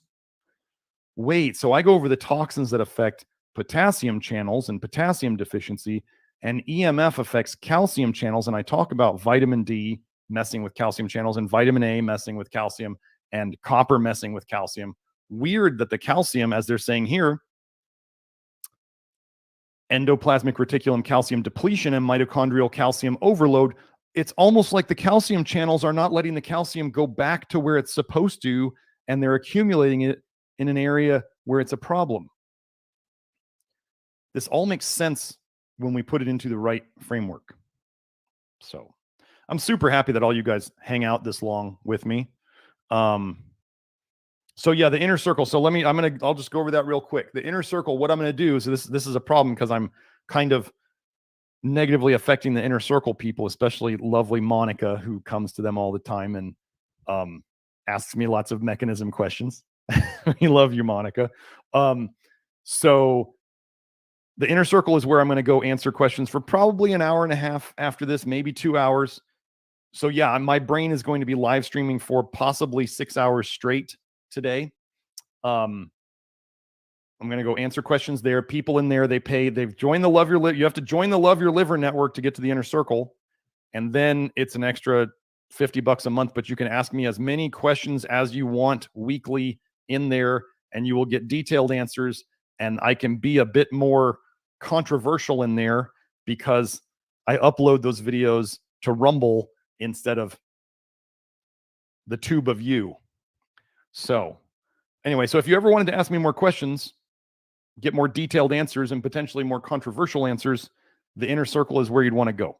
There is also the advanced detox program, which is where you can watch the inner circle videos a month after I do them, but you don't get to ask any questions, but you still get to see that stuff. So if you really like the live stream and you wanted to see more and potentially more controversial, the inner circle or the advanced detox program is for you. That's only $10 a month. Yes, Will, I tried the tube of you as I try to say these things like less of the pop, the population shrinking and things of these nature that they want to do. So I don't trigger the typical AI word filters, So anyway, I got to go do my inner circle. Hope you all enjoyed it.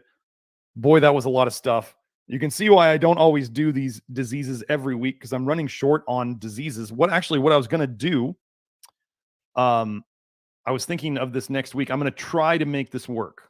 I don't know if I'll get enough data. Somebody said that I should do a show on adrenal fatigue, adrenal burnout, that kind of stuff. Now, if you guys don't know, I actually worked for Dr. Lawrence Will, it's Dr. Wilson, but it's not Lawrence Wilson, the hair test guy. It's let me show you the book. Not remembering his first name. James Wilson. I worked for the guy who wrote this book, Adrenal Fatigue. Let me share this one. Okay, so Joe, I'm not suggesting you buy this book. He actually treats people with organ meats. I think he's a good guy. He's a PhD and a naturopathic doctor and a chiropractor. You'd see ND, DC, PhD. Super smart guy.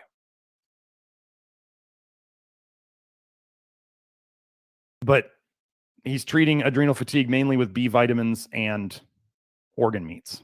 I used to, I did all the research for his supplements. I was trying to justify the use of them. That was part of where, part of the development of the nutrition detective. So anyway, I'm just going to let you guys know I'm going to do what I can on that topic. I think it's a great topic. It all plays into, you don't want to remember the whole system is connected. So you don't want to think, oh, it's just my adrenals. Oh, it's just my thyroid. Oh, it's just this.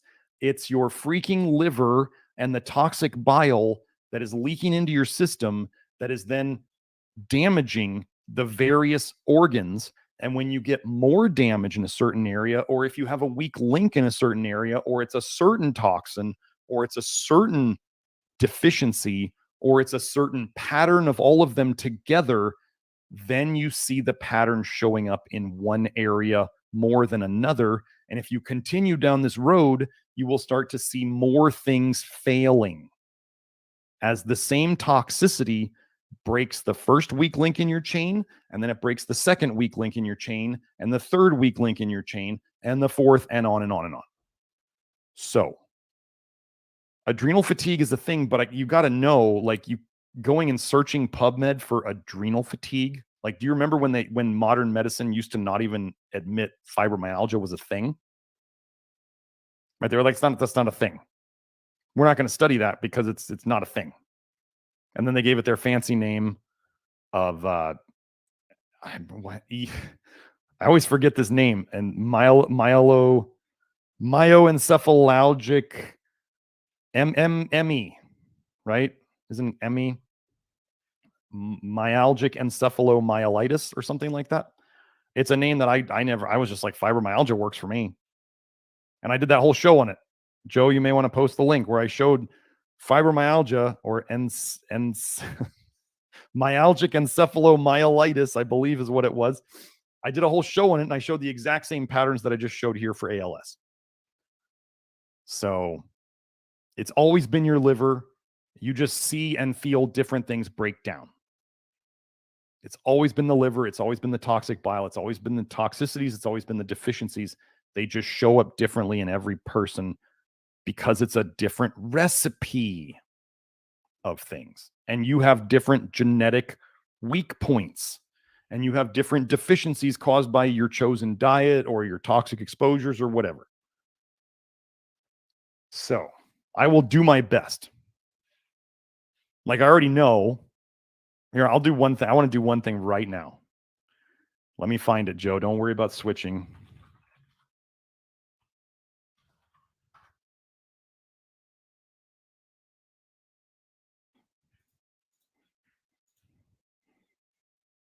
So this will be a taste of it. So Joe, let's switch to this one. So Cushing's is hypercortisolism, too much cortisol, right? Addison's is like Addison's adrenal fatigue, like low adrenals. Cushing's is hypercortisolism, thinks cortisol, too much. Cushing's, cortisol. Retinoic acid prevents high cortisol. So vitamin A prevents excessively high cortisol. So what does that mean vitamin A does to your cortisol levels? Probably. Do you think it lowers your cortisol levels and prevents your ability to make enough of it by damaging your adrenals? Just that. So we can connect. I've done this connection before. So yeah. Vitamin A, retinoic acid, inhibited cell proliferation, and after prolonged treatment, increased caspase-3 activity and induced cell death in adrenocorticotropic hormone secreting cells. In adrenal cortex cells, retinoic acid inhibited corticosteroid production and cell proliferation. The anti-proliferative action and the inhibition of ACTH and corticosterone produced by retinoic acid were confirmed in vivo in live mice in experimental ACTH secreting tumors in nude mice. Vitamin A crushes your adrenals. So this is like, we'll go over this next week. I know ABC is asking me to go over Wilson's. I just don't know if I'm going to have that much on Wilson's because Wilson's is a genetic thing. So vitamin A ruins your adrenals. So I've known about this study for a long time. And this is why people who do the Love Your Liver detox program get more energy, because we avoid retinoic acid.